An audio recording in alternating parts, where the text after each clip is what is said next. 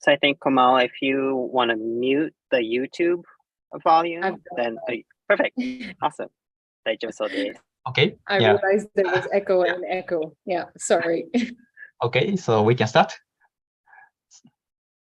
Okay. 皆さんこんばんは。本日イベントを視聴いただきましてどうもありがとうございます。このイベントはですね、面白いブロックチェーンプロジェクトを見つけて共有しようぜというブロックチェーンプロダクトハンターのコミュニティイベントになります。そしていつものコンセプトのご案内になります。我々ブロックチェーンプロダクトハンターはですね、面白いプロジェクトを見つけて共有しようというのをコンセプトにやっているコミュニティになります。で、ブロックチェーンだと暗号資産が絡むので、どうしても目が行きがち。そして最近は価格が下がっているので、もう気が沈んでしまいがちだと思うんですけれども、実際にですね、調べてみると、これ革新的じゃんというものが結構あったりするんですよ。で、こういう相場なんですけれども、クールで革新的なプロダクトって結構出続けてます。調べてみるとどんどん出てます。で、そういうのをウォッチしていれば、そのうちいいこともあるかもしれないんじゃんというふうなことでもありますというところで、実際にそういうふうなものをみんなで共有したくても、このクールさを分かってくれる人ってそうそういるもんじゃないと。じゃあ、みんなでコミュニティを作ってそこで共有すればいいじゃんというところで始まったのがこちらのコミュニティのコンセプトになります。ということで本日のクールなプロジェクトはこちらですね。dHealth になります。で、本日はですね、直接プロジェクトによるプレゼンテーションになります。正式名称を dHealth ネットワーク、略して dHealth になります。で、dHealth はですね、その名の通り、ヘルスケアに焦点を当てたレイヤー1ブロックチェーンのプロジェクトです。アプリというよりどっちかといえばインフラレイヤーのプロジェクトなんですね。で、ヘルスケアっていうと、やはりその個人のそのプライバシーっていうのが非常にシビアなので、プライバシーを保護しつつ、医療データなどを扱えるようにする、センシティブなものを扱えるようにするブロックチェーンであるというものになります。で、今回はですね、エコシステム開発の責任者であるコマルさん、そして CTO のグレッグさんをお呼びしております。Hello, Komal. Welcome to Blockchain Product Hunter. So, are you ready to speak?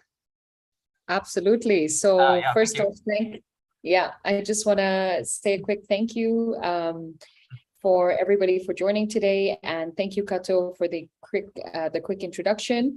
And also today I'll be joined by Greg, who is our CTO at dHealth Foundation. So anyone who's watching live on YouTube, this will be an interesting chat.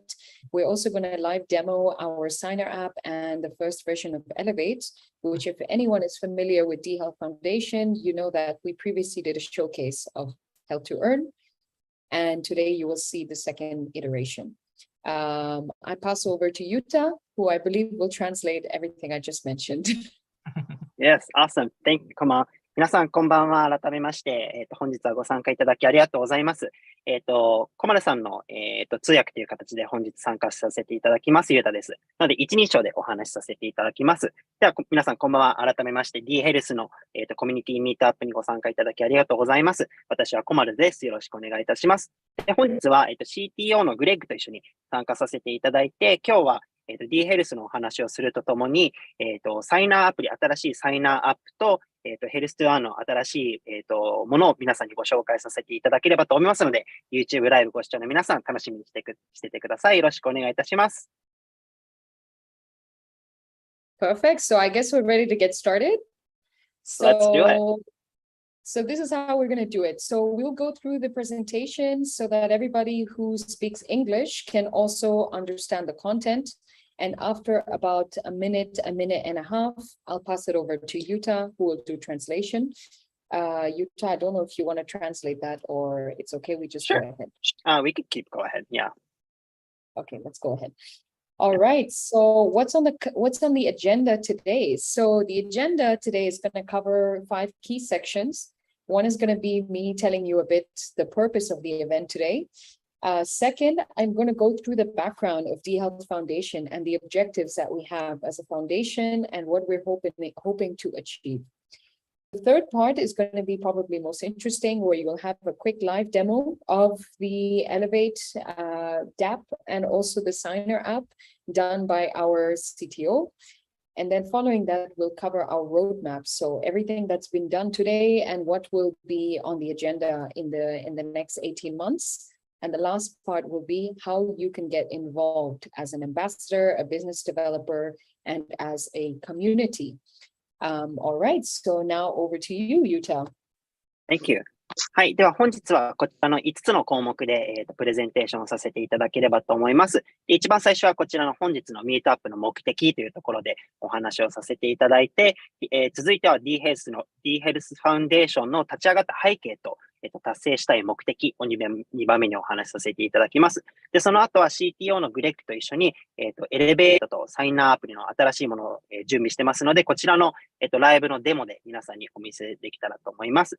で、4つ目にロードマップですね。これからやりたいこと、こういうことがあるよということをご紹介させていただきます。そして最後に dHealth と一緒にどんな風に、皆さんが関わっていけるかっていうところを、お話しさせていただきます。なので、こちらアンバサダープログラムだったりとか、ビジネスデベロッパーの方、皆さんがどういう風に dHealth のエコシステムと関わっていけるかというところをご紹介させていただきます。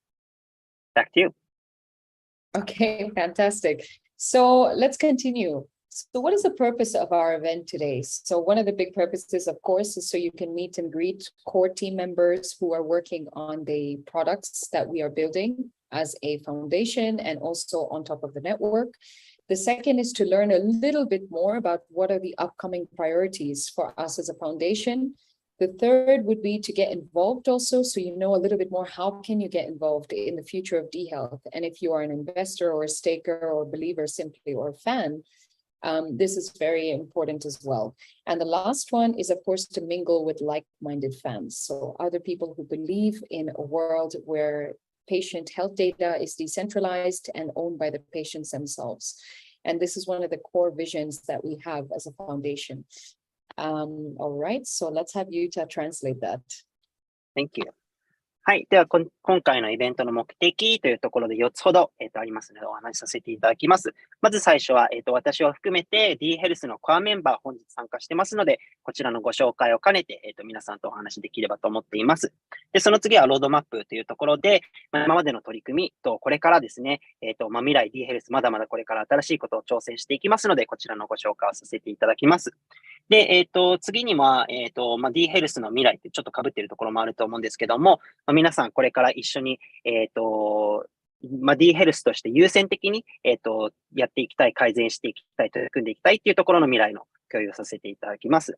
で、最後には、皆さん今回、コミュニティでご参加いただいたりとか、ステークホルダー、または dHealth のファンの皆さんご参加いただいていると思うんですけども、皆さんと一緒に交流できればなというふうに思っております。Great, thank you. All right, so without further ado, let's kick off into the second part of our agenda, where for those of you who may not know dHealth, this is an introduction to who we are, what we stand for, and what our key value proposition is as a foundation. So I'll start off here with 3 key points. So what is dHealth in a nutshell? dHealth is a layer 1 public blockchain protocol that is ideally focused around decentralizing the use, the exchange, and also the utility of valuable patient health data. So this is one of the core mission statements, or rather the vision that we have as a foundation. The second part that I'd like to give a bit of background info on is dHealth actually was, we'll go through the timeline in the next slide, but basically it's a foundation that's also, as a protocol, it's backed by NEM Foundation, Darkpool Ventures, and AU21 Capital. And dHealth, more importantly, has worked with pharmaceutical giants in the last year to year and a half, such as Roche, Novartis, and Eli Lilly, and of course, tertiary institutions such as universities like the University of Zurich, MIT University in Pune in India, and others to bring innovation to digital health. The last one also, which is probably the most important, is as a foundation, or rather as a blockchain protocol, how do we bring use to enterprises and other pharmaceutical giants? We have built components that are used for identity, for data storage. Well, we're working on one on data storage and one for payments that will happen probably in the next 18 months, not at the moment, but to basically build ready-made components so that enterprises can bridge the gap between Web 2 and Web 3 and bring real innovation to healthcare. All right, I apologize if that was a lot of info. I pass it over to I you. will try. Thank you. はい。では、dHealth とはというところで、まとめてご紹介をさせていただければと思います。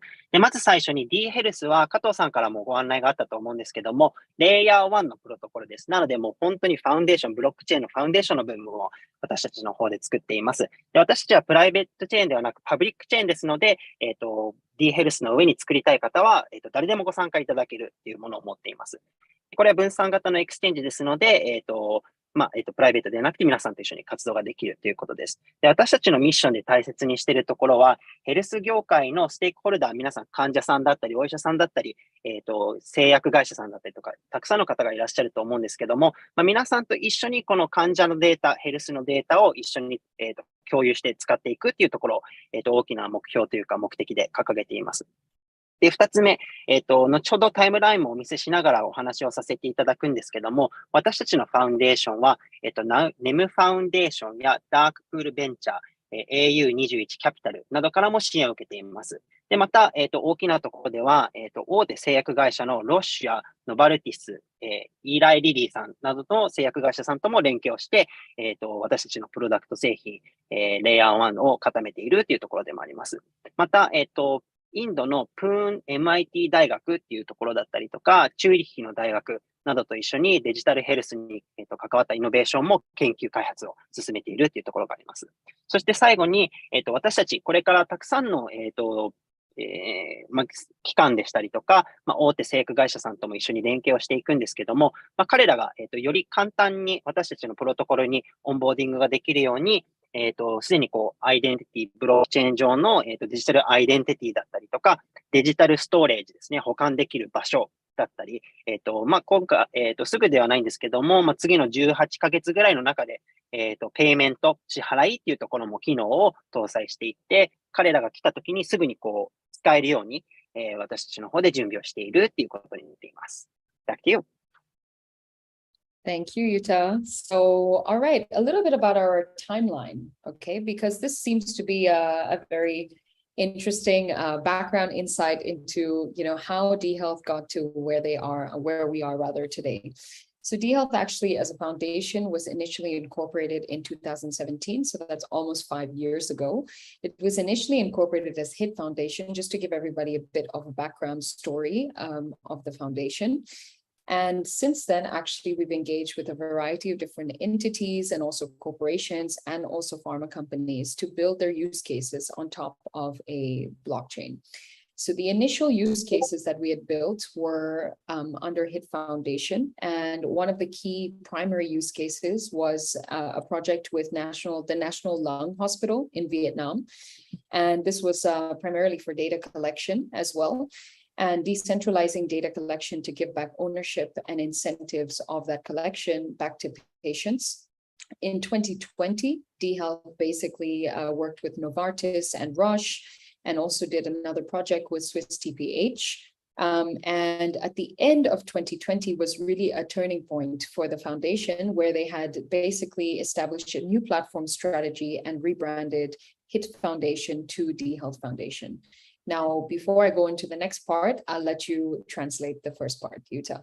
Awesome, thank you.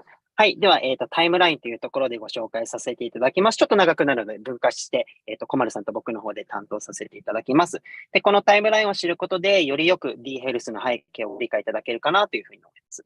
で、まず最初に2017年に私たちは HIT ファウンデーションということで、ちょっと今と名前は違うんですけども、HIT フィットファウンデーションという形で、2017年の11月に設立しました。で、そこから、すぐに2019年、2年後ですね、ベトナムのナショナルラングホスピタル、肺のね、病院だと思うんですけども、国立の肺系の機関士の、病院と一緒にプロジェクトを開始しました。で、こちらでやっていたこととしては、ブロックチェーン上で、分散型の情報を収集することで、患者にその情報のデータの民主化ですね。患者さんがデータを所有できる。そしてそのデータを、使われた時の報酬も患者さんに還元できるようにというところで、もう2019年からそういう取り組みをしていました。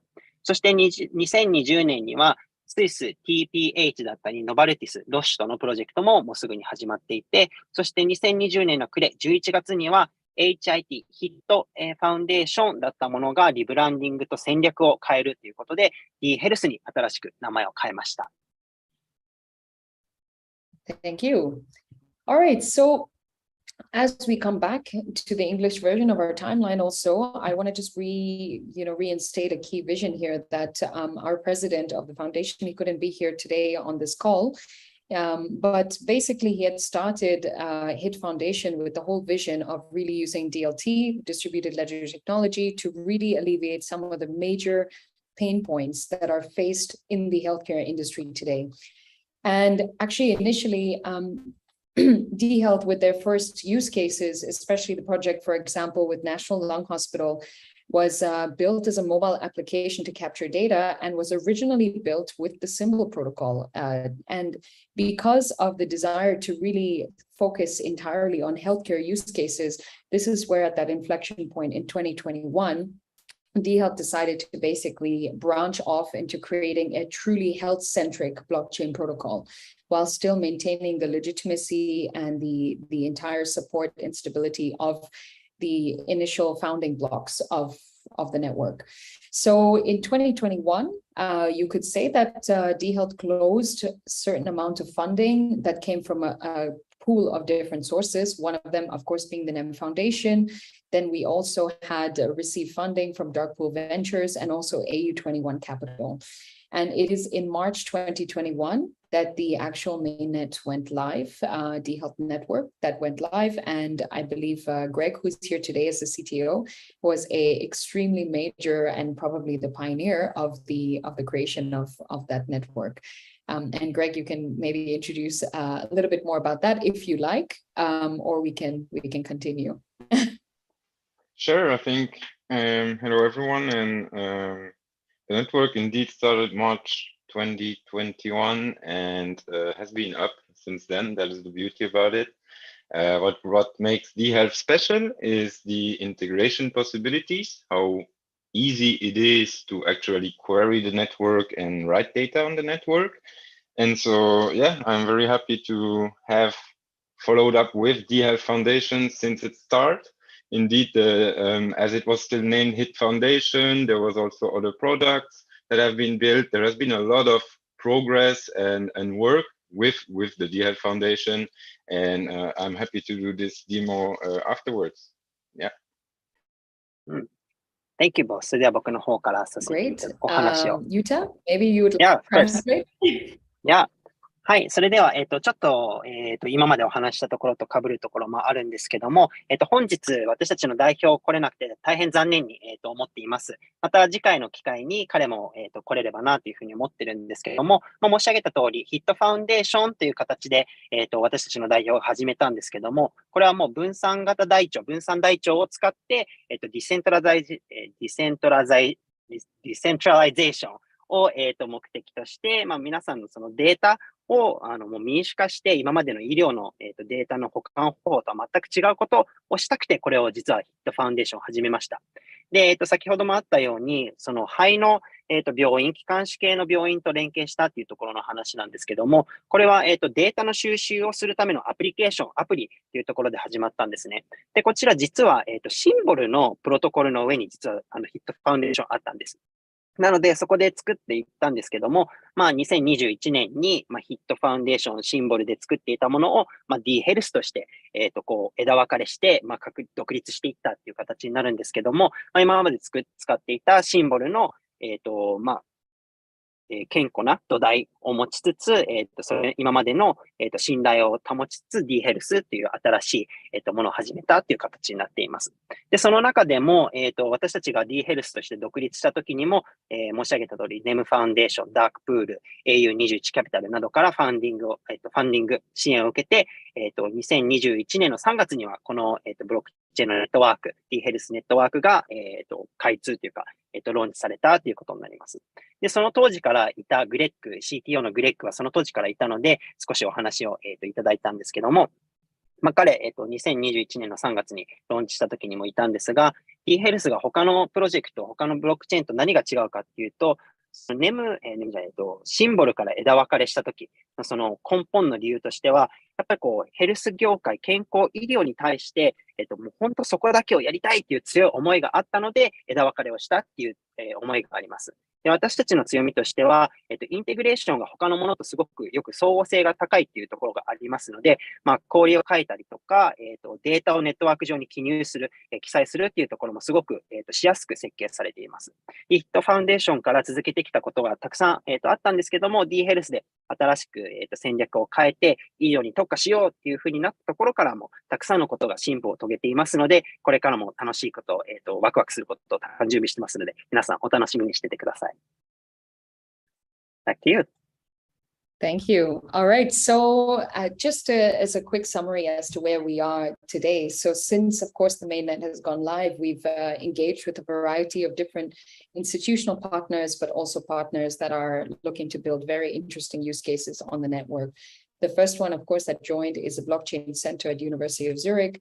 And following, of course, the pharmaceutical giants that we work with still today. So we work with Novartis, Roche, and also Eli Lilly. And one more thing that occurred in 2021 is our engagement with OrganX. And OrganX is affiliated with Paris Transplant Group, which is an entity that exists to further the research and also the application of technology to organ transfer and also different use cases around that. And one of the big discussions over there that is in the process of basically being executed is the whole organ exchange. So this is something that is an extremely interesting use case. And given that the network of dHealth supports the use of NFTs as well, this is an interesting potential use case in the coming 18 months. So following that, we also had, as you see on the roadmap or on the timeline rather, that Eli Lilly joined as a node partner. And in 2022, so in this year, we had Bowhead Health, which is a Canadian company that is centered around gamifying the capture of health data from patients. Join us also as a Supernode partner, and other events that occurred later this year is we saw that dHealth experienced their first halving as a network, and after that we had also gone live on MEXC with our native token. So all of those early holders of dHealth definitely were part of that milestone event. では、まとめのところに入っていくんですけども、私たち、皆さんに、ずっとお伝えしているっていうところもあるんですけども、いろんな機関と私たちは連携をしてきています。で、この機関と連携する中で、医療に関するユースケース、ブロックチェーンのユースケースっていうところをたくさん作ってきてるんですけども、まず大きかったところが、チューリッヒのブロックチェーンセンター2021年の5月頃ですね。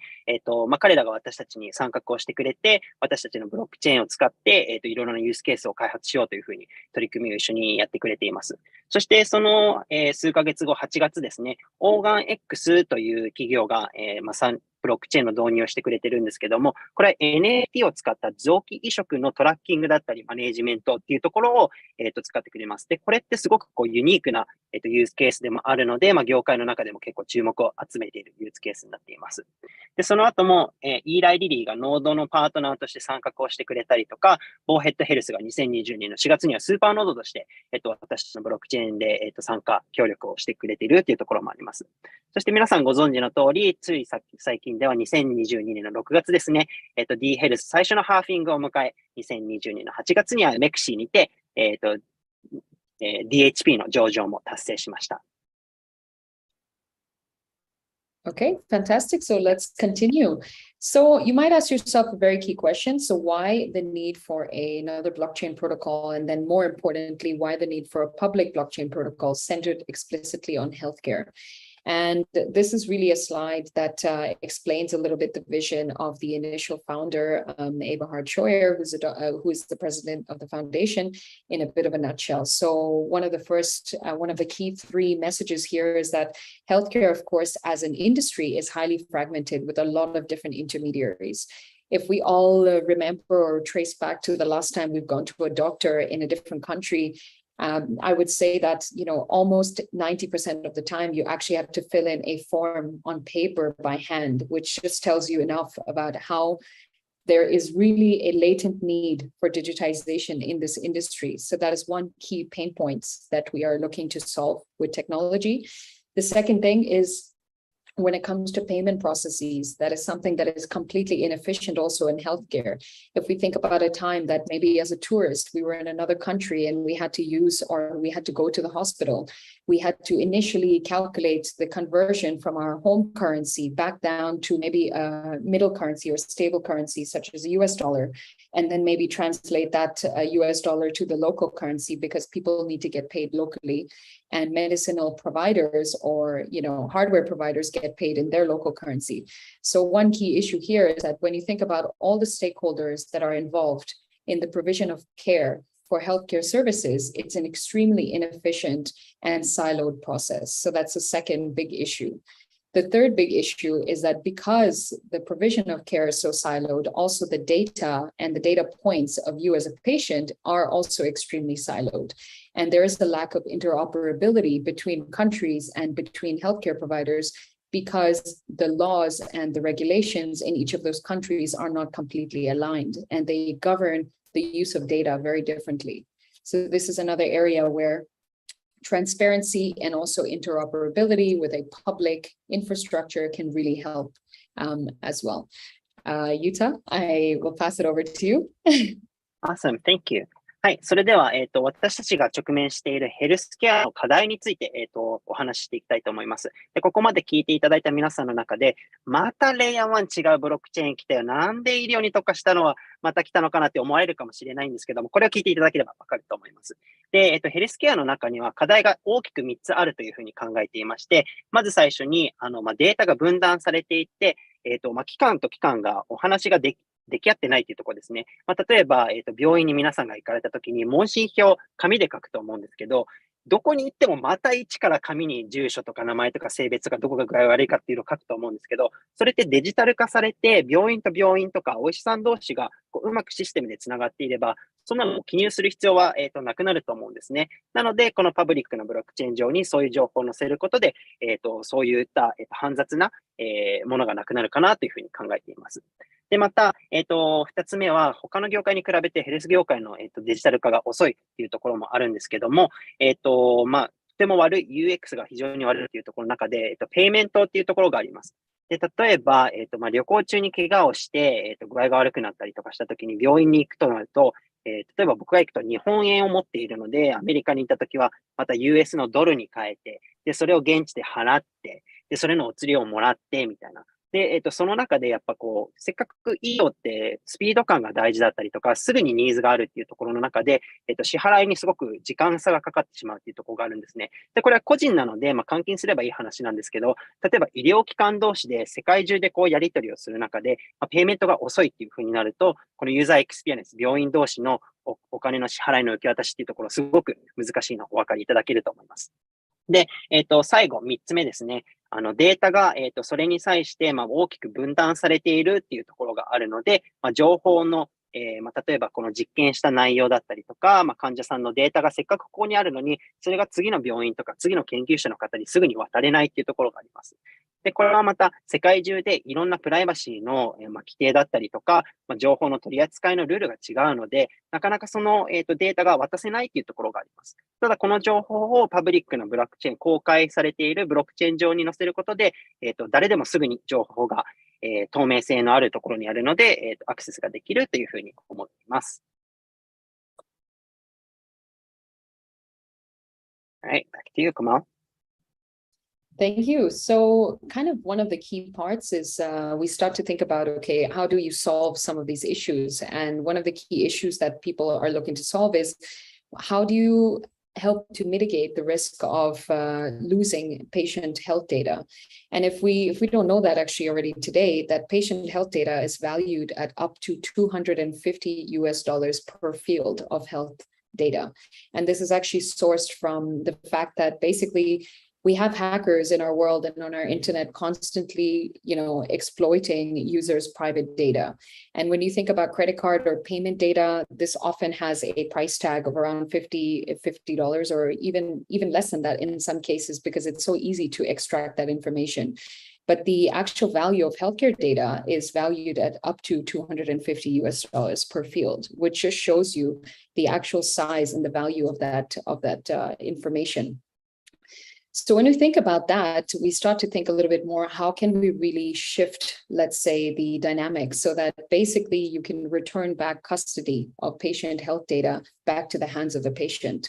So some of the solutions we're working on today really focus on how to make it easy to capture patient health data, give back ownership to the patients themselves, and also allow them to easily disclose the necessary information to the necessary service providers at the right time, not simply giving away your data without actually knowing how and where it's been, given. So one of the key pointers here is that we look, of course, as I mentioned, to give users the ability and incentives to store health data in a way that is consensual and also GDPR compliant. The second is that we would like to give patients and users the ability to import existing health data from existing silos so that they can possess a copy of that themselves, so they can see also their historical data in their own hands. And the last one, of course, is the fact that the infrastructure or using DLT is allowing us to really maintain the integrity of data, because with a public blockchain infrastructure, as we all know, every single transaction is timestamped and is also publicly accessible. So any manipulation also of this information is very easily viewable. And that kind of transparency also mitigates the risk of people exploiting your data for their own gain. All right. はい。では、解決策というところで課題は皆さんに共有したんですけども、キーイシューですね、課題としている問題がいくつかあります。で、私たち、病院に皆さん行かれたことはあると思うんですけども、私たちの情報って、実はどれくらいで取引されていると思いますか？はい。実は、一人当たり最大250アメリカドル、US ドルですね。で、取引されるみたいなんですね。で、実は、ハッカーでよくあるクレジットカード情報を漏洩したとかっていうのを聞いたことあると思うんですけど、そういう情報って実はたったの50ドル前後。クレジットカード情報ってすごく簡単に、搾取というか、情報がハッカーの方は取れるみたいなので、結構安いんですけども、医療の情報、私たちのヘルスデータっていうのは250ドルで取引されているってことを考えると、とっても価値があるっていうものがお分かりいただけると思うんですね。なんで、このデータをどういうふうに管理していくかっていうところがすごくキーになっていくかっていうふうに思います。で、私たちがやっている解決策として、大きく分けて3つ考えています。で、ここはまず最初に患者さん自身、私たち自身が、そのデータを自分たちで管理できる。そしてそのデータを管理する場所を設けるということが、あります。で、それを私たち自身が、誰に共有するかっていうところですね。なんで、むやみやたらにいろんな人に OK するんではなくて、自分が信頼する機関に対して承認して、その人たちがデータを使えるようにするっていうところがまず一つ。で、二つ目が、ユーザー自身が、今までいろんな病院とか機関で受診を受けてきたりとか、医療のサービスを提供を受けてきたと思うんですけど、いろんなところから自分のデータを今までのカルテをですね、情報を自分でもらって、自分が今までどんなことを、どんな医療のサービスを受けてきたっていうのを見えるっていうことがすごい大事だと思います。皆さん、自分がどんな治療を受けたかってわかんないですよね。なので、ここを、患者自身が自分で見えるように、見える化ですね、するっていうことも大事だというふうに考えています。そして最後に、ブロックチェーンの技術を使っているので、透明性もあって、情報の、書き換えが難しくなっている。誰かが悪さをして情報を書き換えちゃおうっていうことが、非常に難しいブロックチェーンの技術ですので、データの整合性が担保できるというふうな、3つの解決策を、私たちは考えています。Back to you. All right, perfect. So I will skip through the next part so that we can jump into the juicy stuff. But basically, for those of you who have experience, of course, with blockchain networks, understanding our governance model is, in a nutshell, we are a public blockchain infrastructure that is basically operated by a variety of nodes that serve as an alternative, of course, to permissioned, regulated, and government-controlled infrastructures that exist today to govern healthcare data. And of course, to maintain, of course, the upkeep of our network and to incentivize nodes to continue to operate on the network itself, network fees are paid in our native token, which is DHP, which can also be owned and held by individuals who choose to stake in the network. All right, so the second part is also stakeholders and community members are also able to operate nodes very easily. Using our documentation, you're able to understand a little bit more of how to do that yourself to further secure the network in a decentralized manner. The third part is that nodes are also acting as access points and verifiers, and companies or corporations or partners that work with us as super node operators help us to actually participate in the voting and the governance of the network from here on to the future as well. That's it, actually, in a nutshell. And you can see also the variety of different partners that we have worked with over the last year and a half. はい。では、ちょっと次は簡単に、すごくね、ジューシーなところに行きたいので、ここはさらっと行くんですけども、ブロックチェーンのガバナンスっていうところで、他のところとすごい似ているところもあるんですけども、公開台帳でパブリックなものというふうになっていますので、私たちはノードの皆さんの協力を得て、ブロックチェーンを運営しています。なので、こちらがガバナンスで、ノードの皆さんの協力をやっているというところです。で、このノードの皆さんが頑張って、管理していただいて、皆さんと一緒に作っていくところの、インセンティブとして、ネイティブトークンの DHP がネットワークフィーとして、ノードの皆さんにお支払いされ、報酬が、渡っていくというふうになっています。で、私たちのところですごくユニークというか、あるのは、ステークホルダーの皆さんですね。DHP を持たれている方、持たれていない方でも、ノードのオペレーターになれるということです。なので、皆さんが、簡単にノードオペレーターになれて、その人数も増えることで分散型で管理していくというふうになっています。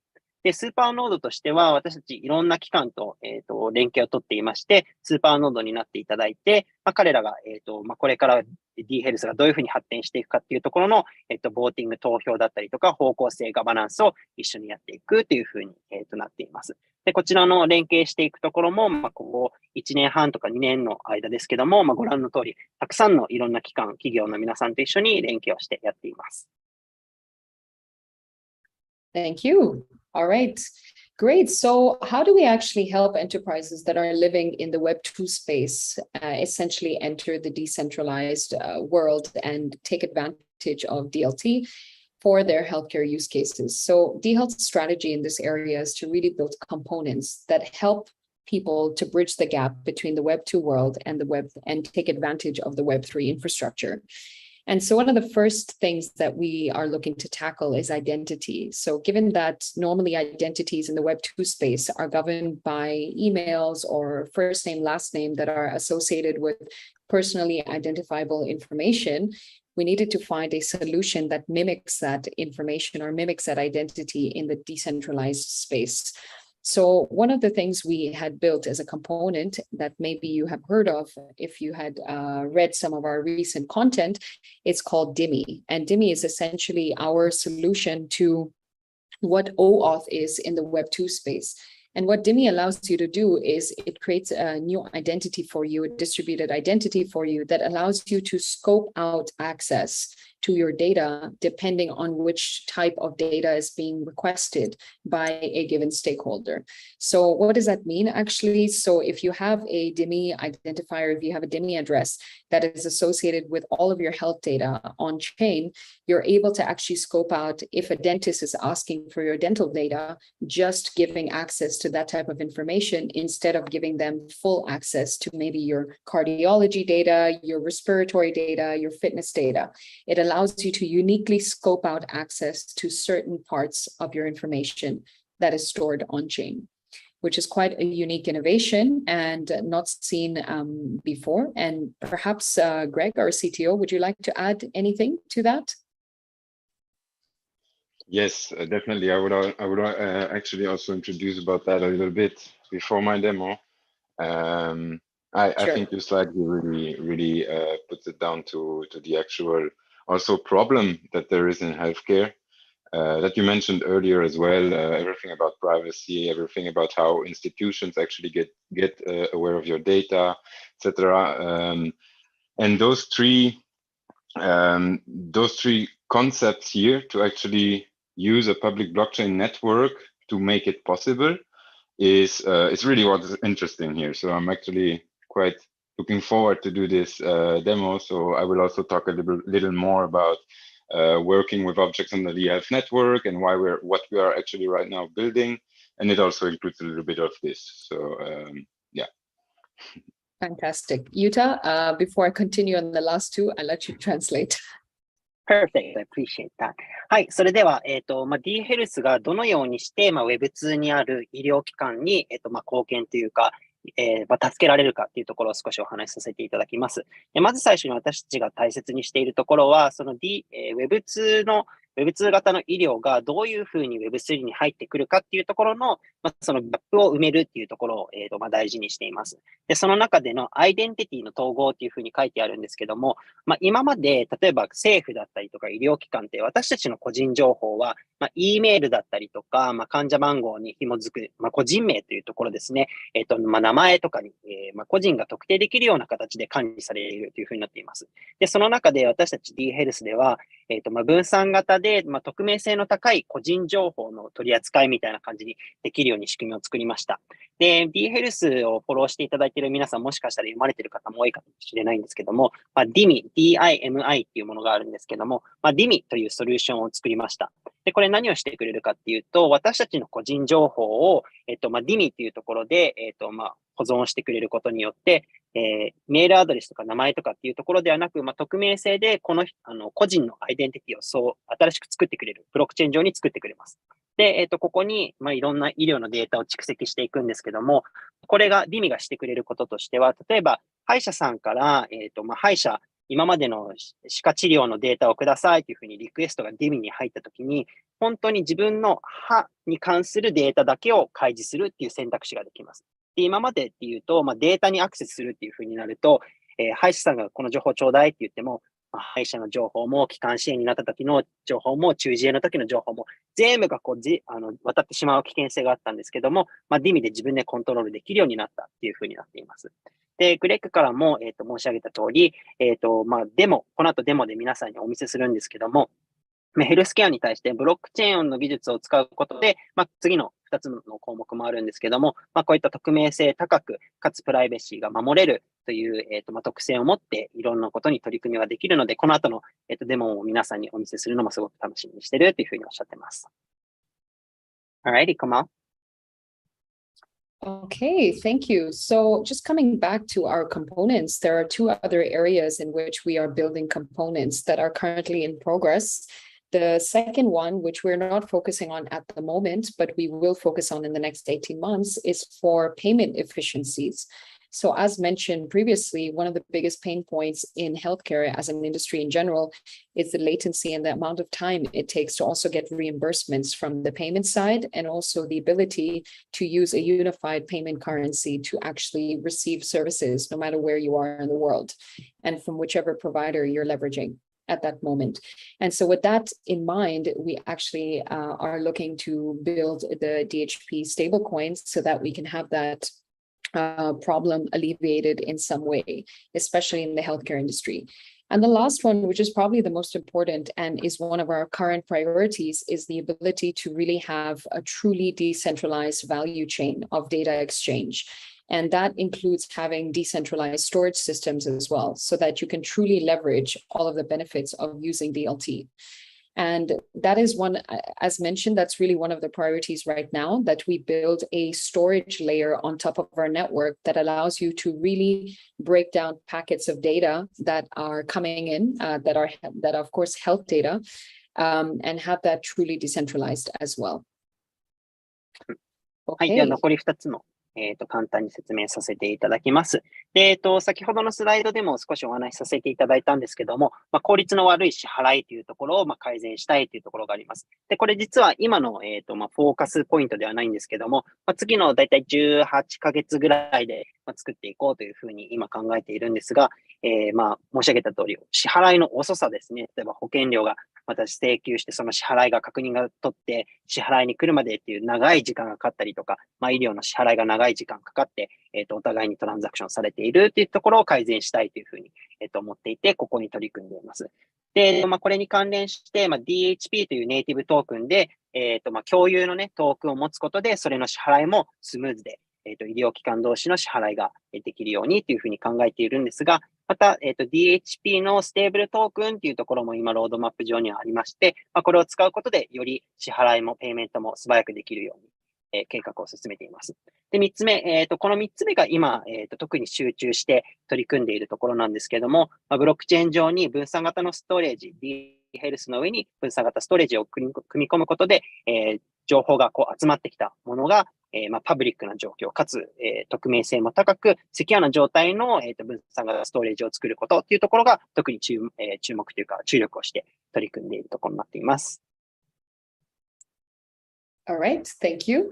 Okay, so with that being said, many of you may be wondering also what is the utility on the network right now and what is the traction that we have. And so this is a quick overview of some of the projects that are active, the incentivized treatment monitoring that is occurring, treatment compliance support, which is occurring with the National Lung Hospital in Vietnam, tracking and tracing of rabies vaccines as well, and the ability to track health certificates, that's with the PCR tests with Roche. And then, of course, we've got staking that's already in place as well for earning token rewards as a result of the creation of new blocks. So for those of you that own DHP and you stake in the network, you can, of course, reap the rewards of staking within dHealth. Then we, of course, we have Health to Earn, which was the initial application of getting rewards and tokens for healthy activities. And the last one is, of course, decentralized identity and access control, which is DIMI, which I just mentioned. Things that are under development, patient control data health repository, then of course the exploration of clinical trial stem cell and organ transplant registries that are in discussion, of course, with Organ X. And future developments that we have in mind are the use of digital contracts for value-based healthcare or outcome-based healthcare in the sphere of insurance. And of course, the last part, which I had already mentioned, is the exploration of stablecoins for the settlement of international payments for healthcare services. All right, on to you, Yuta. Hi, thank you. はい。では、今、進捗中のプロジェクト、実施中のプロジェクトだったり、これから開発しているというところをご紹介します。まず最初に、いろいろあるんですけども、かいつまんでお話をさせていただくと、ベトナムで、タイムラインの時に申し上げた通りの、治療コンプライアンス、ないしはサポート、とが抜けてますね。すいません。こちらのコンプライアンスだったり、サポートというところで、基幹支援系のデータトラッキングに関する、ベトナムの取り組みでしたりとか、あとは狂犬病の、ワクチンでしたりとか、そこの、追跡というところでスイスの THP と連携をしたり、あとは、健康の、証明書ですね、ロシュと連携して、健康の証明書、こちら、コロナの、ところも、こちら進めています。で、あとは DHP のステーキングですね。皆さんもうすでにやられている方もいらっしゃるかもしれませんが、こちらで、DHP をステーキングすることによって、皆さんも、報酬を受けられるというところも、すでに実施しています。であとは、ヘルストゥーアーンというところで、こちら実は一番最初に取り組みを進めているところなんですけども、こちらも、後ほどもご紹介しますが、こちら取り組んでいます。そして先ほど申し上げた DIMI というところですね。分散型アイデンティティは DIMI というところになります。で、次に開発中というところで、患者さんが、自分で管理できる、そのデータの民主化というところで、これからどんどん進められればというふうに考えているところ。あとは、オーガン X さんですね。最初にお話したところの、オーガン X さんとの仕組みを、より強固なものを改善していって、よりユースケース、より詳細なものができるように取り組んでいるというところがあります。で、将来的な取り組みっていうところですと、バリューベースのヘルスケアというふうに書いてあるんですけども、実際に、治療して、治療の結果に応じた、ペイメント、請求が来たりとかっていうところの、取り組みでしたりとか、あとは、国際的に支払いをするっていうと、先ほどの DHP の、ステーブルコインというところも、これから取り組んでいく予定でございます。All right, perfect. Thank you. So now I want to jump into the juicy part of our presentation or our meetup today, where I'm going to talk about the products that we have. So one of the key products that you've all seen is already the dHealth wallet, the mobile wallet, and also the desktop wallet. Well, I think needless to say, of course, that one of the things that could have definitely been worked on is the user experience. And we took that really as a priority in the last 3 to 4 months, where we worked with our development team to rebuild the experience of the mobile wallet. So from there, we look to improve the user experience, improve also the UI, and also really create a holistic signer or wallet that allowed you to take hold of your data in your pocket and really use the scanner function to unlock access to the entire DApp ecosystem. And one of the key, of course, parameters or key markers of a successful blockchain protocol is the fact that you make it easy for people to, number one, build on the network, and the second, of course, from a user perspective, access all the dApps that are built on top of the network as well. And so with that being said, that is really what drove the development of the features on our mobile signer app or our mobile wallet. So of course, this is a core product. So this is a free default tool for users to interact with dHealth network and unlock applications for network participants. You also, every time you log in or you create a new account on the dHealth wallet, following the release of this on the App Store, you will get assigned a DIMI, a distributed identity that Greg will talk about a little bit more in the live demo, which allows you to really scope out access to certain parts of your data on demand. And naturally, you will have access to your account balance and transactions that can be displayed and further information also provided. And the last part is, of course, dApps are progressive web apps that can be built by anyone and unlocked by using the mobile signer app or the mobile wallet. All right, Peter. では、次に、dHealth のウォレットというところになるんですけども、これが私たちの、コアプロダクトになってますので、こちら皆さん無料でご利用いただけます。で、このウォレットなんですけど、実は私たちウォレットはすでにもうローンチしていたんですが、皆さんからのフィードバックの中で、使いづらいとか、すごくやりにくいっていうお声がたくさん集まっていましたので、この4ヶ月、UI、ユーザーエクスペリエンスとか、この使い方っていうところですね、もっと皆さんに気持ちよく使っていただけるために、こちら開発を、改善を進めてきました。で、こちらの、ウォレットのアプリを介して、他の dApps との連携だったりとか、いろんなヘルス情報との連携がとてもしやすくなるようになりました。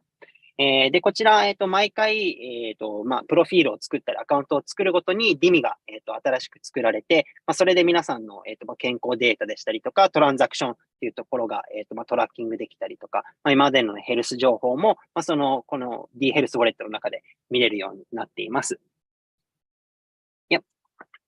Great. So on top of course, every protocol, as we mentioned, the key to traction also is the ability to build dApps, which are decentralized use cases that are governed by applications on top of a decentralized network.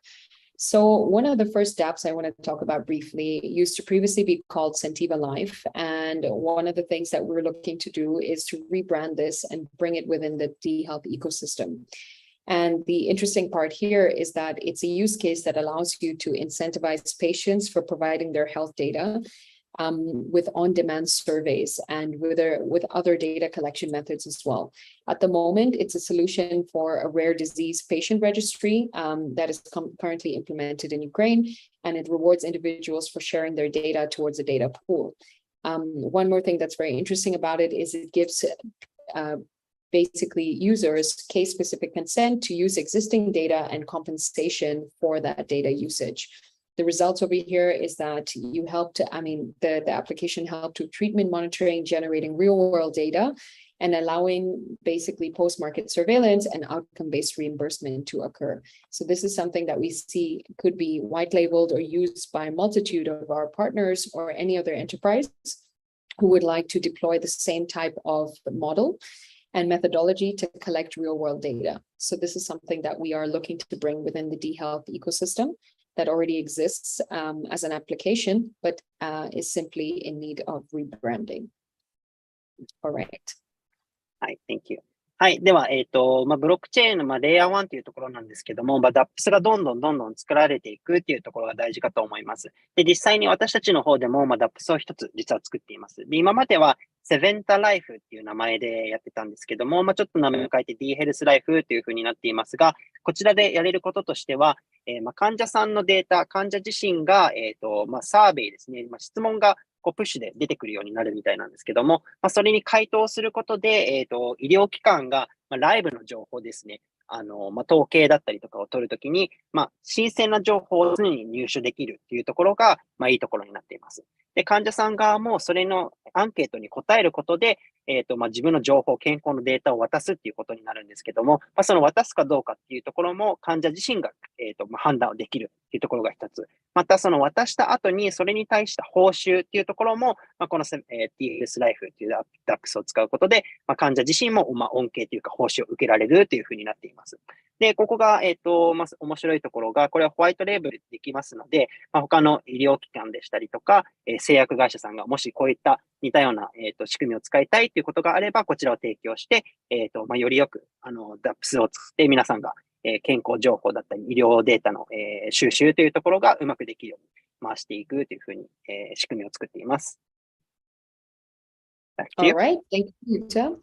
All right, so the next DApp that I want to talk about is something that we've been speaking about for a couple of months now, and this is a really exciting one for us as a foundation because it's a use case that has been reinvented based on the Health to Earn showcase that we had released earlier this year.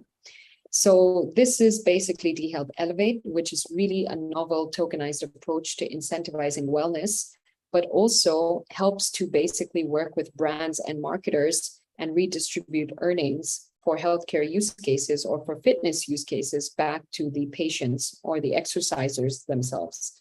So one of the key things here is I will break down what Elevate is. Users typically provide activity data from existing integrations. So we all use Strava or Apple Health, or we use other applications on our mobile phone to capture our activity data. And users simply integrate this information onto dHealth Elevate and then get rewarded for it. And through, of course, the incentives that we create through rewards or community events, and through also boosters for activity, users get rewarded with a token on the actual application that can then be used to redeem rewards, promotional rewards, marketing rewards, or discounts that maybe brands would like to provide to distinctive users.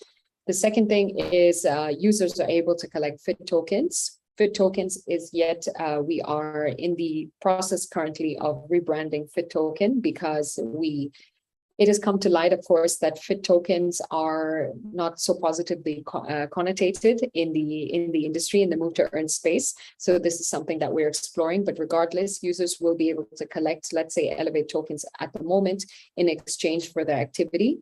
And they are also eligible to earn NFT rewards in exchange for progress milestones. Say they have special days. So for example, if you have completed an exercise or a certain quota of activity on Thanksgiving, you may get a Thanksgiving award.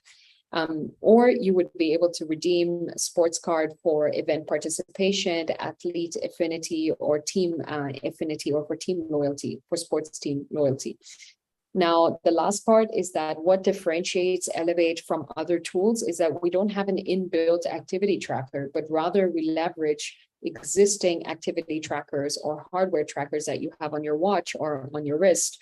And we bring them all into one platform and then reward you for keeping yourself fit and healthy and maintaining your wellness. And so with over 25 integrations in our pipeline, Elevate users actually don't ever need to switch hardware or software trackers. We simply then, through our integrations, actually have access to over 200 million users who are already using these different tools like Strava, Apple Health, and Apple Fitness, Samsung Health as well, right out of the box. So this is one of the key points as well. Right, thank you. はい。それでは、dHealth エレベートっていう新しいところを、私たちがこの2年間すごく頑張って作ってきたところでもあるんですけども、今年の、初旬の方に、こちら実は少しずつローンチを始めてました。で、こちら何かっていうと、ウェルネス、皆さんの健康に対するアクションに対してのリワードが、出せるようになっています。またもう一つは、ブランドだったり、マーケティングされる方に対してとの、連携も、こちらで可能になります。で、こちらどういうふうな仕組みかっていうと、ユーザーですね。私たちユーザーからすると、運動だったりとか、健康に対していいアクティビティをすることで、リワードが受けれるっていうことになっているんですけども、ストラバだったりとか、アップルヘルスっていうところの情報から、こちらのdHealthエレベートに情報をリンクさせることでよって、活動を認識するというふうになっています。で、こちらのユーザー側としての、いいところとか、インセンティブっていう風なところで言うと、コミュニティのイベント、特別なイベントに参加できたりとか、アクティビティのブースターがあったりとか、ちょっと詳しく言うんですけども、トークンがアプリ内で発行されていたりとか、あとは、ブランドだったりとか、スポーツチームから特別なリワード、このイベントに参加してくれてありがとうみたいなリワードが来たりとか、ある商品に対してのディスカウントっていうところも、こちらで、アプリ内で、入手できるというふうになっています。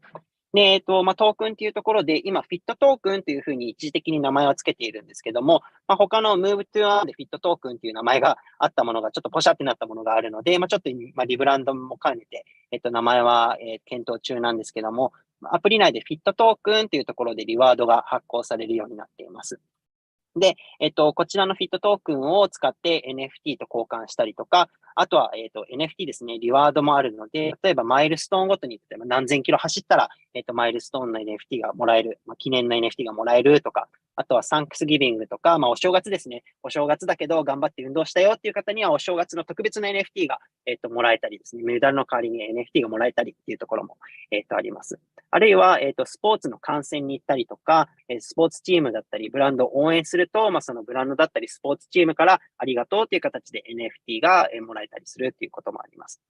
で、今までの他の Move to Earn だったりとか、アプリケーションと違うというところは、この dHealth エレベート自体には、そのフィジカルな運動をしたトラッキングをする機能は実はないんです。で、ここ何をするかっていうと、先ほど申し上げた通りの Apple Health だったりとか、Apple Watch のヘルス機能とか、携帯の、トラッキング機能とか、ストラバの機能を、リンクさせることによって情報を得られるというふうになっています。なので、それがじゃあどういいかっていうと、すでにそういう、機材、スマホとか皆さん持っているので、新しいものもいちいちダウンロードせずに、こことリンクさせることによって、誰でもすぐにこちらの利用をできるっていうふうになっています。で、リンクさせる、機械というかトラッキングデバイスも今25個ほど、予定しておりますので、多くの方にご利用いただけるような、仕組みになっています。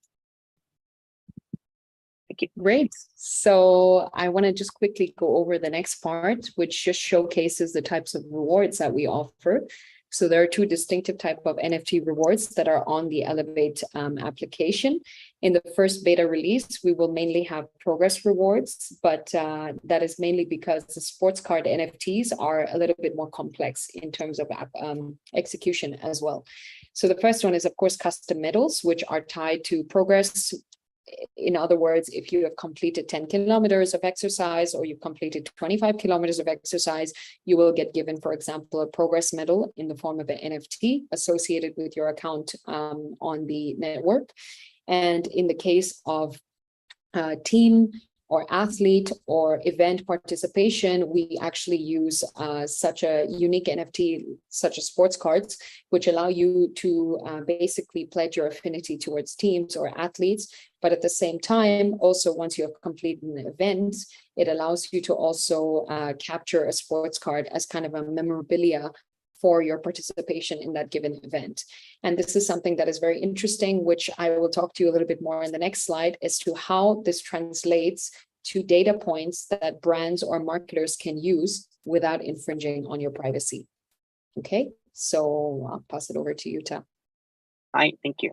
ではちょっと、リワードの報酬の NFT というところを少しご紹介したいんですけども、大きく分けて2つあります。で、1つ目がプログレスリワードというところで、こちら左側のカスタムメダルっていうところで書いてあるんですけども、ご紹介したように、例えば100キロ走ったよとか200キロ走ったよっていう時の、メダルですね、頑張ったでしょうみたいな、NFT がもらえるっていう、とってもシンプルなものだったりとか、あと右側のスポーツカード NFT っていうところが、ちょっとこちらの仕組みをしっかりしないといけないところなんですけども、例えばチームと一緒になんかイベントに参加したり、イベントに参加していただいたりとか、あとは、アスリートの応援をしたとか、アスリートと一緒に走るイベントに参加したっていう時の、特別な記念ですね、ブランドだったりとか、スポーツチームに紐づいた、特別なスポーツカード NFT というところが、もらえます。で、これをもらうと、なんか記念、このスペシャルな、行動を取ったよっていう記念にもなりますので、ファンの方にとっては少し嬉しい、NFT になるのかなというふうに思います。で、次のスライドでもうちょっと詳しい、じゃあこれがどういうふうにブランドの人たちとか、医療機関が、恩恵を受けられる仕組みなのかっていうのを少しご紹介したいと思います。Right. Perfect. So why is this so interesting, and why are we using sports card and progress medals, and what is the actual end purpose of them? So one of the interesting things about Elevate that also differentiates itself from other move to earn applications is that it's really embracing owner relationship marketing. Now, in the Web2 space, we live in a world where CRM, customer relationship marketing, is the main way that brands reach us. And very often our data is completely captured and identified by our age, our demographic information, personal identifiable information, our location, our address, our email address as well.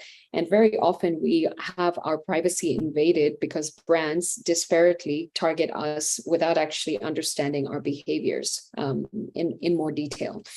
And moreover, on the left-hand side, I wanted to show you the difference between the Web2 form of marketing and the Web3 form of marketing, which is much more pull versus push. So the Web2 space has leverage, of course, CRM, so customer relationship marketing, has more of a push mechanism, and properties and parameters that are related to users and their age, their demographic data, and their email address are very often siloed.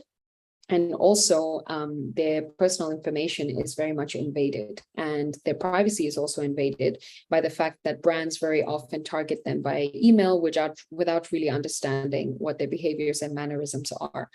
So from using, from an individual that maybe is I've given an example over here of a gentleman by the name of John. He's 31 years old. He's male. He's American. He lives maybe in San Diego in California. He's provided his email address to all these variety of services. So you see on the left-hand side, Oura Ring, which captures his activity data and sleep data, Strava, that maybe captures his running, cycling, swimming, and walking data as well. And of course, his Apple Watch that could capture his health data as well, his heart rate, his VO2 max, and other different parameters and properties. Now, all of this information is actually associated with John, and it is controlled by 3 different entities, one being Strava, one being Oura, another one being Apple. And all of these companies and corporations have access to John's data in a way that is completely centralized. So they can target him, they can use his data at their discretion. Of course, there are rules and laws that govern the use of data in a way that's ethical. However, that doesn't stop companies from actually targeting you in a way that is more beneficial to their commercial gain than to your personal privacy. And the second part that is interesting is John may be somebody who goes to CrossFit, which is a global franchise of gyms that are focused on strength training as well as functional fitness. And he could be a fan of Manchester United and maybe buys and wears Nike. And the thing is, if you are a brand or a corporation that would like to target John, you wouldn't actually know, for example, some of the answers to some of the questions that we listed here. So one is, for example, what and when does he wear Nike? So what does he wear from Nike? What kind of merchandise does he use? How often does he use it?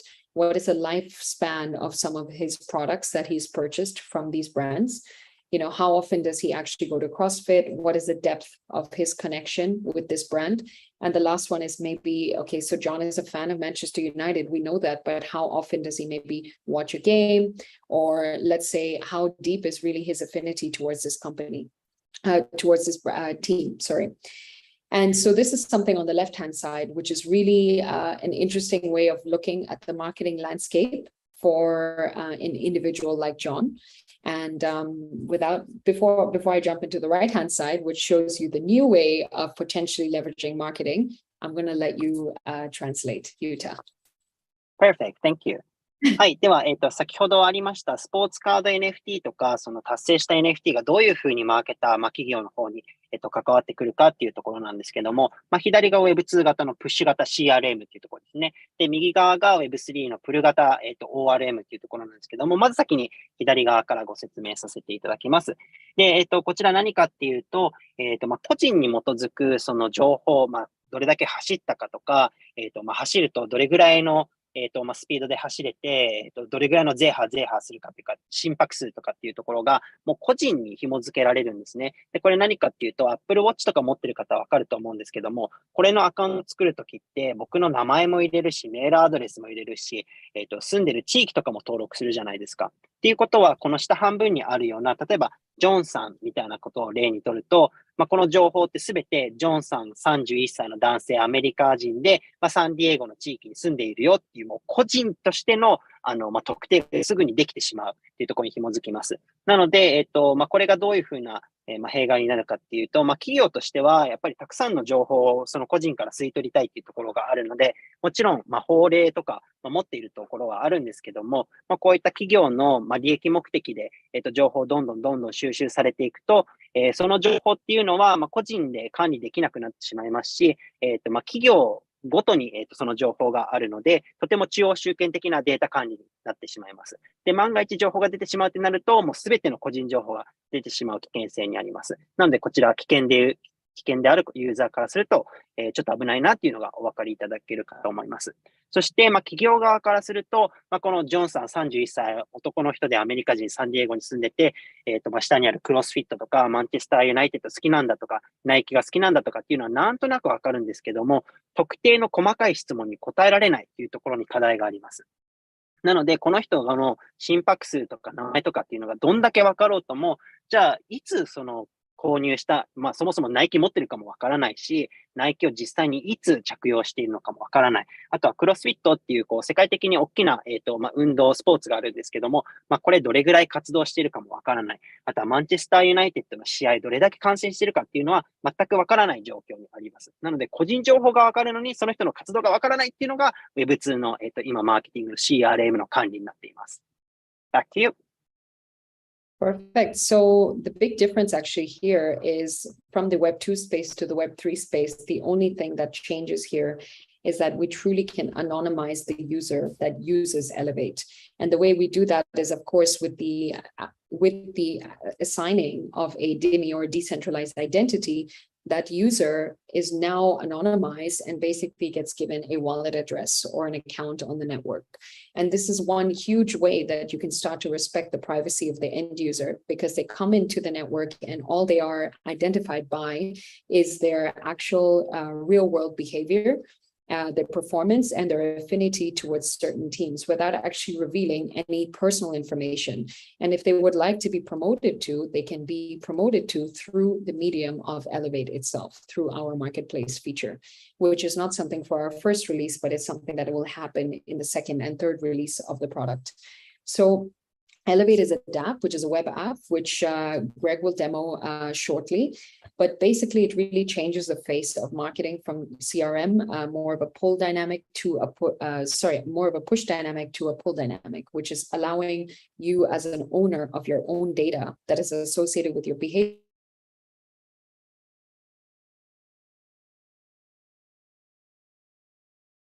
ちょっと止まっちゃいましたね。少々お待ちください。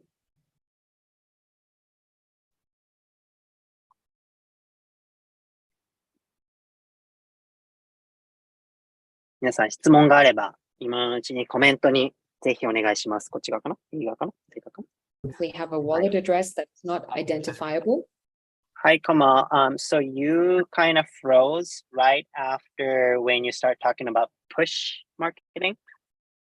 Oh, okay. So when I start talking about pull marketing? Yeah, push marketing. Pull. Yeah. Okay, great. So basically what I'm trying to show is that the big difference when you enter the Web3 space is that really now your identity is hidden and personal identifiable information is hidden, and you're still able to target the end user through marketing by actually understanding their behavior and their ownership of particular NFTs, which is where we implement NFTs within our application. So not only do you get rewarded with tokens, of course, for your activity that can then be traded at some point in the future on an exchange, but you're also able to redeem NFT rewards for your progress and also sports cards for your affinity towards certain teams and also to certain events that you participate in. And this becomes very interesting because now brands can still target you based on your behavior, which is the most important parameter anyways to drive utility and to drive also more purchases within their companies and within their brands, and to also incentivize people to increase the amount of exercise that they do.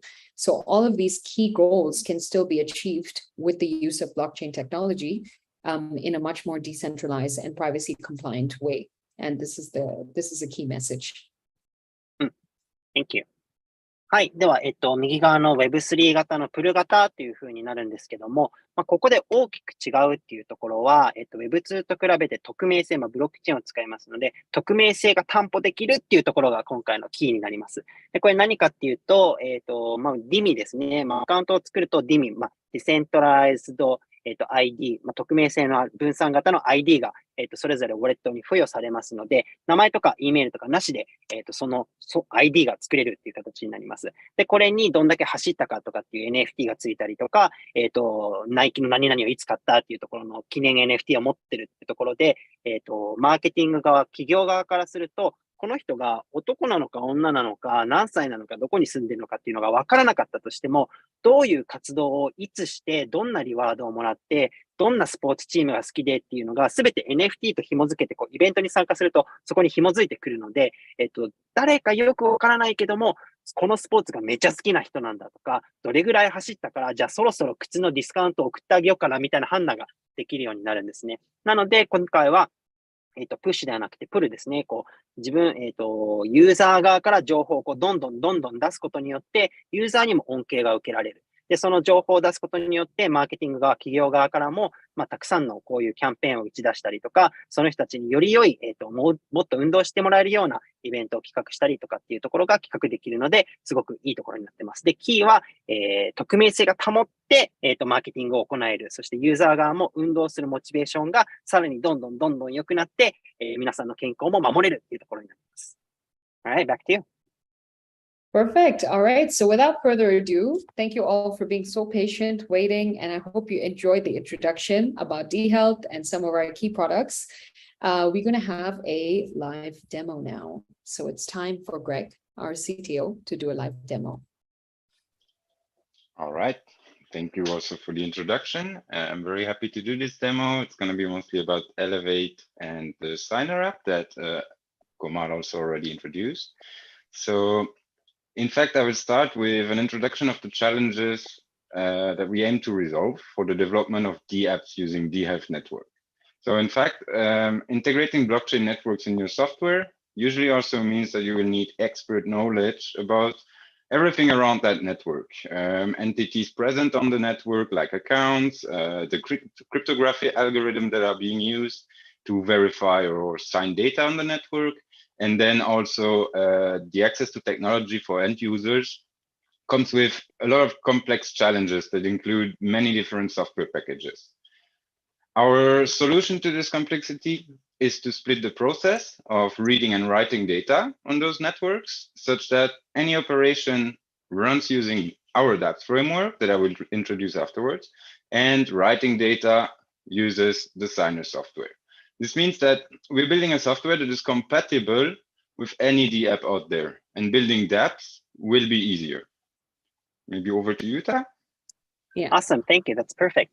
はい。では、これからグレッグ、私ですね。私の方で、サイナーアプリと、エレベートの新しいアプリのご紹介をさせていただきます。で、その前に、私たちが直面している課題とかを少しご紹介させていただきたいんですけども、まずそもそもブロックチェーンに DApps、アプリケーションを作るときに、すごい大変なところっていうのは、その作る側ですね、エンジニアとかが、詳しいことを分かってないといけないっていうところにあります。なので、dHealth に何かものを作り、dHealth のチェーン上に何かものを作りたいっていうふうになると、dHealth のことをよく理解していて、その仕組みを分かっていて、っていうところが必要になるんですけども、私たちが取り組みとしているところは、このアルゴリズムとかクリプトのこととかっていうところをもうちょっと簡単にできないかっていうところになっています。なので、私たちはこのリーディング、読み書きするところの読むと書くっていうところを2つに分けて、より、DApps を作りやすくする環境を私たちの方で整えています。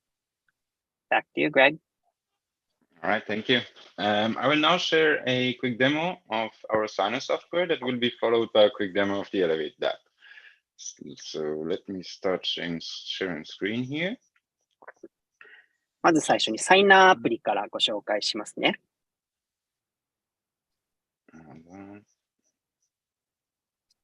There you go. All right.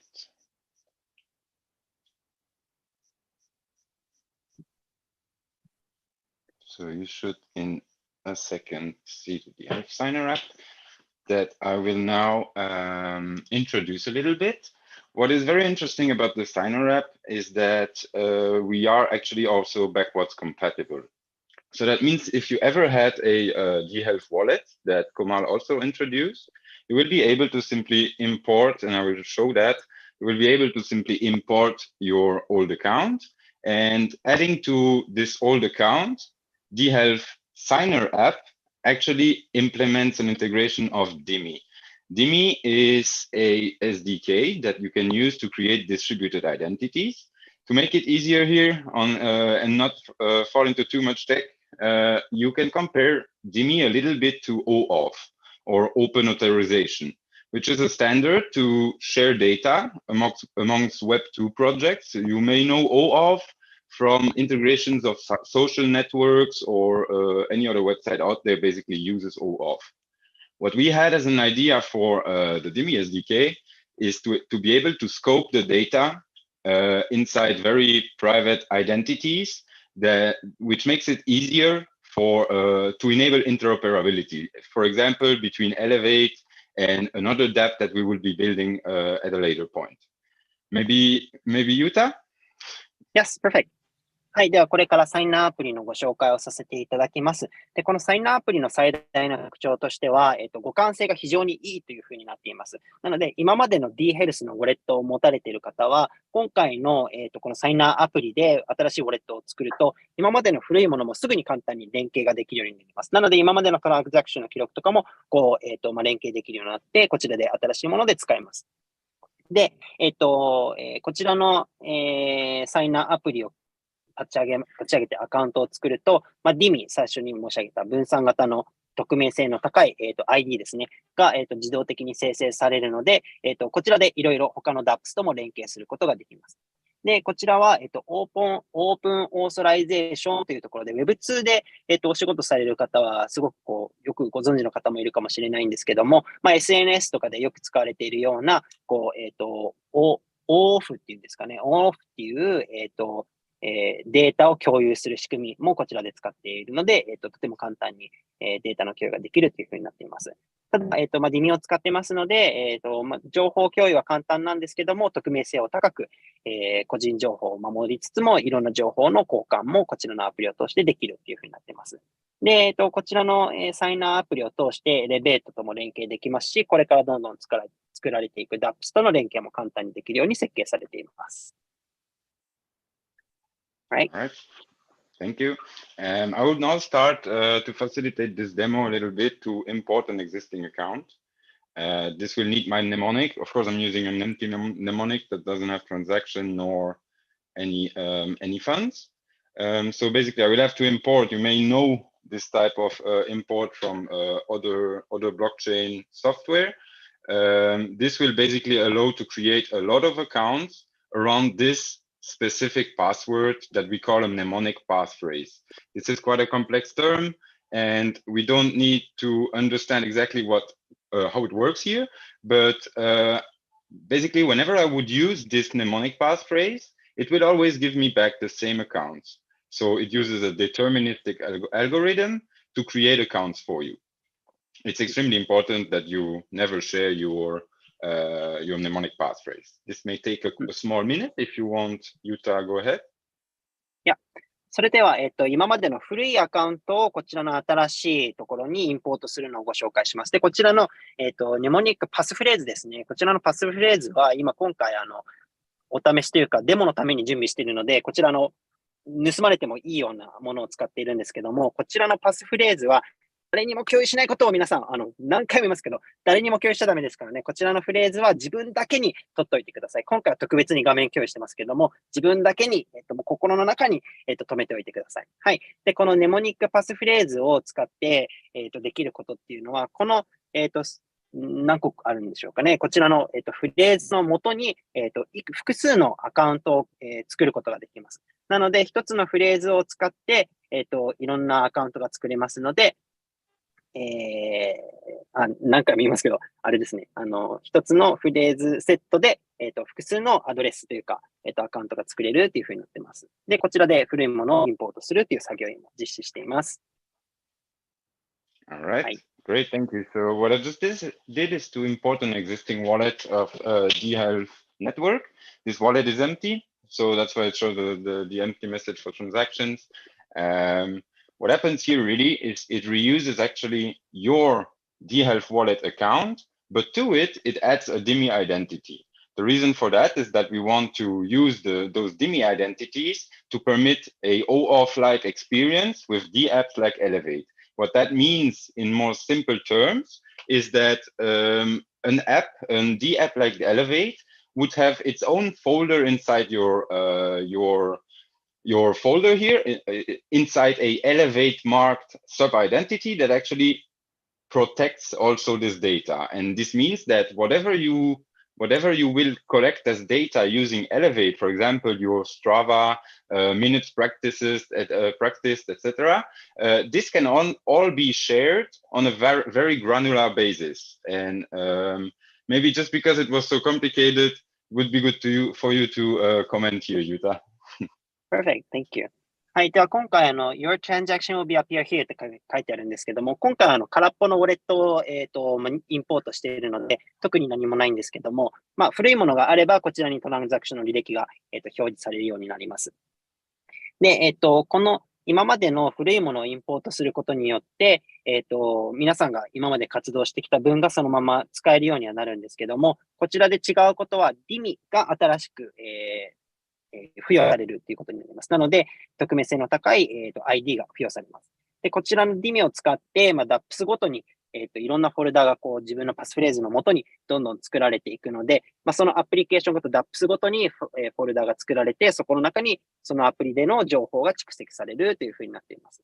で、これをすることによって、とっても細分化された、情報の開示をするかしないかっていうところの判断もできるようになります。Amazing, thank you. So I will now just show a few of the features of the wallet. These are the settings, very general settings that you may have seen in many different software.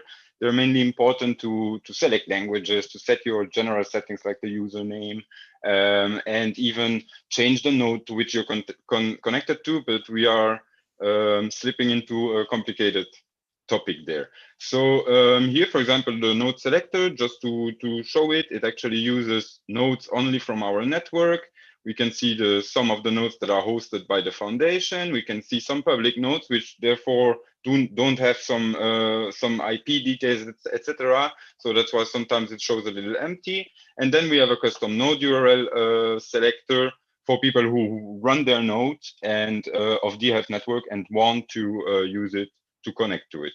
Now, I will actually showcase a scanning feature because this scanning is really what we change in integration of blockchain. What we are saying is that, so first it will, and I'm sorry, this one is in French, it will ask me for a permission to the camera so that I can, and you will see this screen later, so that I can actually scan a QR code. You will see this will recognize this QR code as a dHealth Elevate authentication action. So that means through this QR code, you are effectively logging in to the Elevate dApp that I will showcase afterwards. And what really comes out here is how simple it is to actually showcase and to actually sign a transaction that will have an effect on the blockchain and if in fact connect you to the dHealth dApp. Now, the next on the line is actually this. So maybe Yuta, do you want to translate this last part? はい。ではちょっと画面が、皆さんの記憶をちょっと思い出しながら聞いていてほしいんですけども、いくつかの機能をご紹介すると、まず設定のところで、言語ですね。今、日本語っていうの見えましたね。なので、言語をご選択いただいたりとか、ユーザーネームを変えることができます。で、ちょっと作業していたところが、ノードの選択、どこのノードにつなぎたいかっていうところも見れます。で、たまにこう真っ白のノードもあるんですけども、それは IP の情報がないところなので、情報がないものは真っ白に表示されますので、エラーではないですので、お気をつけください。で、あとはご自身でも、カスタムで、ノードの HTTP というところで、記入して、自分でご自身で、ご記入いただくこともできます。で、あとはカメラの許可をして、スキャニングっていうところを、許可していただくと、QR コードで、今、ピーってやってたと思うんですけど、そちらはさっきは、エレベートのアプリケーションとの連携もさっきのカメラの QR コードスキャニングの機能を使って連携することもできます。はい。で、またこのアプリの中でも、トランザクションのサインをすることもできますので、ブロックチェーンに直接、反映されるようなトランザクションもこちらのアプリケーションから、許可することも可能になっています。Back to you. All right. Thank you. Now, yeah, let's move over to Elevate, which serves as the first dApp developed using our framework and tool suite. Importantly, we're using only out-of-the-box features of dHealth network to execute and verify our operations in our dApps. So it's also for you easier to create a dApp using Elevate. You may know of Elevate. It will display some of the features we first implemented in our Health to Earn showcase with Strava. And Elevate comes with an added feature set and a custom fit token that is mapped to the intensity of an activity. This has been asked a lot by our end user. If you go for a walk for 2 minutes and the day after you go for a walk for 10 minutes, the second day should actually reward you a little more. So yeah, let me actually share my screen now on laptop because this is here. All right. Let me translate until there then. そしたら次はエレベートの話に少しなっていくんですけども、エレベートは DAPS ですね。なので、こちらの dHealth の DAPS になっているんですけども、Health は、前も少しあったと思うんですけども、こちらをよりよく改善したものですね。NFT があったりとか、フィットトークンというものをこの中で発行して、いくものになっています。で、こちらのいいものはどんどん運動することによって、そのフィットトークンのリワード報酬も多くなっていきます。なので、2日連続で走ると、もうちょっとトークンがもらえるなどの仕組みも準備しています。Alright. Alright, thank you. So this is basically the homepage of Elevate. When you're not logged in, you will get a small introduction of how this works.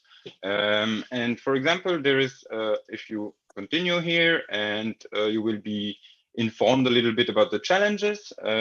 Komal, I think, talked a little bit about this earlier as well with our NFTs, etc. And this is really just basic information about the dHealth dApp. You can also here, as you see, input a referral code in case you are actually invited to Elevate by a friend or through any marketing action. And so let's actually connect to the network. It will first ask me, yes, to accept terms and conditions as is normal here. And there you go. This is actually the login screen. So I'm not writing down any email or password here. I'm really just receiving this QR code.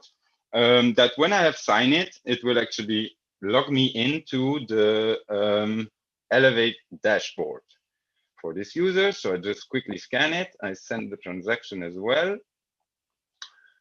And it should take about 10 to 15 seconds for it to respond here. It is depending on network blocks as well on the dHealth network. For the tech people on this call, if you look at the Explorer, of dHealth, you would, for example, be able to see this transaction go through. Now just give it a few seconds so that it connects. There you go. As you can see, I didn't input any password here or didn't input any email, which is very important in legacy Web 2 projects, let's call it. It is normal to know your email and password combination. What is also maybe less known about that is that the platform on which you are identifying yourself holds fully your data.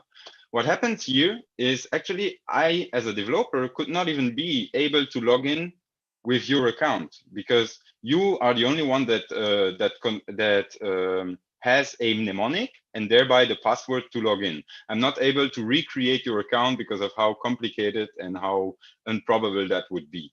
So yes, just a very quick look. If you want, Jutta, you can translate, and just a quick look to the dashboard here of a user that already has a Strava integration. Awesome, thank you. それでは、ちょっと戻るんですけども、最初にあった画面が一番最初のエレベーターのホームページになっています。で、最初の画面には、こんなチャレンジというか、こんな、課題があるよ、こういうアクティビティができるよっていったまとめが書いてあって、で、その次に、リファーラルコードですね。じゃあ、これ使いますっていうふうなボタンを押すと、ご紹介キャンペーンだったりとか、何か特別なマーケティングキャンペーン経由で入ってきた人は、そちらのリファーラルコード、紹介コードに入れていただくと、そちらが適用になります。で、その後は、あれですね、規約に同意をして、次って押すと、もうすぐに QR コードが出てきました。で、これは Web2 との大きな違いで、メールアドレスとか名前の記入がなかったのを皆さん覚えてますかね。はい。QR コードで、スキャン先ほど、携帯の画面共有だったと思うんですけども、それでスキャンすることで、もうアカウントがすぐに作られるようになっています。で、エンジニアの皆さんに、少し、補足で伝えたいのは、ブロックチェーン上のこの情報を見に行くと、このスキャンをしたらすぐにそのブロックが生成されて、刻まれているのもすぐにライブで、見れるようになっています。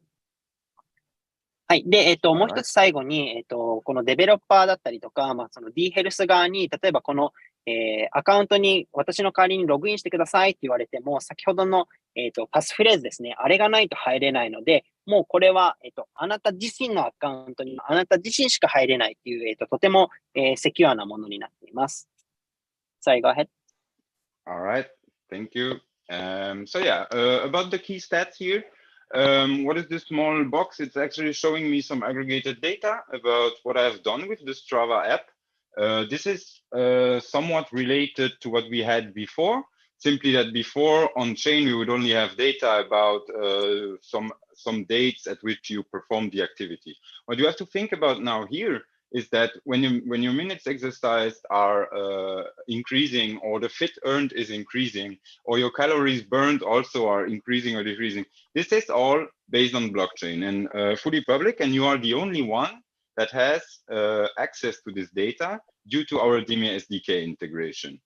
On top of that, so in those key stats, you can also see this progress bar about friends referred. This actually means really how many friends you have invited to the dHealth app, and with certain steps, like here it's displayed about 10 users to have been invited, you would actually get a coefficient added to the fit earned for the activity. So that if you refer many friends, it would actually also increase a little bit the activity amount that you earn. I can actually also quite fast introduce about the referrals. You probably know about those referrals and what they how they are used. You basically get a link that you can send to your friends so that they log into Elevate as well. All they need to log into Elevate is the Signer app. The Signer app is where you execute the signature of the QR code. Maybe Jutta? はい。では、左側のクイックスタッツステータスっていうところがですね、左側にあったのが、ストラーバとかで活動したデータの、まとめですね、が見えるようになっています。なので、どれぐらい活動したとか、消費カロリーが、いっぺんにバッと見れるようになっています。で、これはすべて情報はブロックチェーン上に刻まれていて、マーケティングの方とか、医療機関がこの人どれぐらい走ったかとか、走ると肺活量がどれぐらいになるのか情報を知りたいっていうのは、Dimeを通して、こちらの情報を開示できるようになっているっていう仕組みです。で、この一番下の、10分の4っていう赤いバーの下に書いてあると思うんですけども、こちらは紹介した人数の数になってますので、こちらのエレベーターのアプリに紹介をしてもらうと、こちらが4から5、5から6っていう風になっていきます。なので、こちらの仕組みとしては、今10分の4ってなってると思うんですけど、10人ご紹介いただくと、さらにフィットトークンがもうちょっともらえるように、どんどんステータスが上がっていきます。で、右側の紹介、インバイトフレンズって緑色のグリーンのところですね、書いてあると思うんですけども、こちらが、リファーラルのコード、紹介コードになってますので、こちらのコードをご紹介いただくか、リンクも生成できますので、そちらのリンクをお友達にご紹介いただくと、ご友人の皆さんもそちらのリンクから経由して入ってこれるようになっています。Yeah. Thank you. The next here on the list would be that I want to tell you a little bit about those leaderboards. We didn't really have any leaderboards in our first draft of Health to Earn, and so we think users also want to understand where their activity sum, etc. are compared to other users, other players of Elevate. And so this very simple leaderboard will always aggregate daily, weekly, and even monthly your scores, your amount of fit token earned, and then it will also check which activities you have performed the most. For example, if you went walking more than running, then your walking icon would be in the beginning, for example. And there's a very simple arrow trend line that actually compares your score to days before, or weeks before, or months before. The leaderboard is very generic, very simple. That is also something we're building in our dHealth framework, not just as a leaderboard possibility, but really in terms of statistics, a leaderboard can be a very good example of aggregating some data and to make it understandable to the end user. Everything you see here is actually a component of our dApps framework. We are implementing a component library that I will show very quickly a few docs about. And this dApps component library really permits to reuse those UI elements for your own dApps. Without, for example, if you are going to create another token than fit, you can configure all that in those components. Same here, of course. Maybe the minimum referral to have reached for one step of this progress bar would be something else than 10, etc. This can always change also in dApps. Our UI components library is a key part of this to make sure you're able to reproduce what we did here, and potentially also something completely extending these feature sets, etc. Just earlier, I also introduced the settings part. Oh, I actually logged out. I'm sorry to tell. Just let me translate up until there. Yeah, go ahead. Yes. では、下のリーダーボードっていうところ、右側の右下にこう、ダーッと出てきたところだったと思うんですけども、そちらちょっと簡単に紹介すると、このエレベーターの中で人がどれぐらい、自分と他の人ってどれぐらいの運動をしているのかなっていうのが見えるようになっています。で、こちらの期間が、デイリー、毎日とウィークリー、あとはマンスリーの情報が見れますので、どれぐらいの人がどれぐらいのトークンを、稼いでいて、自分はどれぐらいのところの順位にいるのかなっていうのが確認できます。で、アクティビティによっても、アイコンがいろいろあったと思うんですけども、歩くのが一番多い人は、歩くアイコンが一番左に出てきたりとかっていう風になってます。で、あとは、デベロッパーの方向けに、今表示されてたコンポーネントは、すべてライブラリーに蓄積されてますので、ご自身でDAppsを作るときに、こちらの、いろいろなデザインとか、仕組みとかっていうところも使えるようになっています。Back to you. All right. Yes. Just earlier, I showcased a little bit this page here, which actually lists the providers that you have authorized to write data for you. And this will, in later iterations, maybe, of course, contain other providers than Strava. Historically, we have been using Strava. So everyone from the Health to Earn users can actually also already connect their Strava account here. Now, what I would like to display is a very simple empty account. I will reuse the empty account from earlier because it has never logged into Elevate. And this means it will actually ask me to connect my Strava account. For the one I logged into earlier, it already existed. So please go ahead, Yuta. では、ちょっと先ほどのこの前の1個の画面の設定の画面だったんですけども、こちらは、どんな情報が書き込まれるかっていうところを表示していました。で、私たちで一旦ストラバのアプリケーションの情報をすべて読み込んでますので、ユーザーデータが、このページですね、こちらに表示されるようになっています。で、今からお見せしたいのは、このアカウントはもうすでにストラバと連携しているアカウントなんですけども、全く新しい、無地の状態のアカウントで、今からストラバのリンクをお見せしたいと思います。Go ahead. All right, thank you. Thank you. And here it is, this small call to action to actually get you to integrate your Strava account, which if you want to have any data in your DIMI identities, you are going to need to integrate an Strava account. This is something people have already done with Health to Earn as well. And it's quite simple. You just have to click this yellow icon, the yellow button, and it redirects you to Strava where you actually do the authorization. This is the only step that is needed to start earning activities, because indeed now this account has also a Strava integration, and Strava will now call our backend every time you do an activity on Strava. So this is quite similar to what we have had in Health to Earn, except that in Health to Earn it was split inside 3 different packages, software packages. What we are doing here is available for anyone that develops the app, for example. So it makes it way easier to access blockchain technology here of the Health Network. Now, that was actually be mostly it. Do you want to translate this part? And I have a small closing note. Perfect, thank you. はい。では、こちらに連携すると、まず DIMI に、連携されるので、ストラバのアカウントを持っていても、匿名性の、高い情報を、ブロックチェーンに刻むことができます。で、先ほど、人が大文字になって表示されているアイコンのページあったと思うんですけども、そこのすぐ人間の下の黄色いボタンを押すことで、ストラバと連携しますかっていう、承認が出てきて、それを OK すると、もうすぐに今回のエレベートとストラバの情報がリンクするようになっています。で、ストラバで運動が認識されると、こちらのエレベートにすぐに情報が飛んできて、情報がすぐにリンクされるようになっています。で、こちらのソフトウェアのパッケージも、デベロッパー、DApps を作るデベロッパーの方たちにも優しくできるように、簡単に、こちらの、アプリを、真似してというか仕組みを使って DApps を作れるように準備もしています。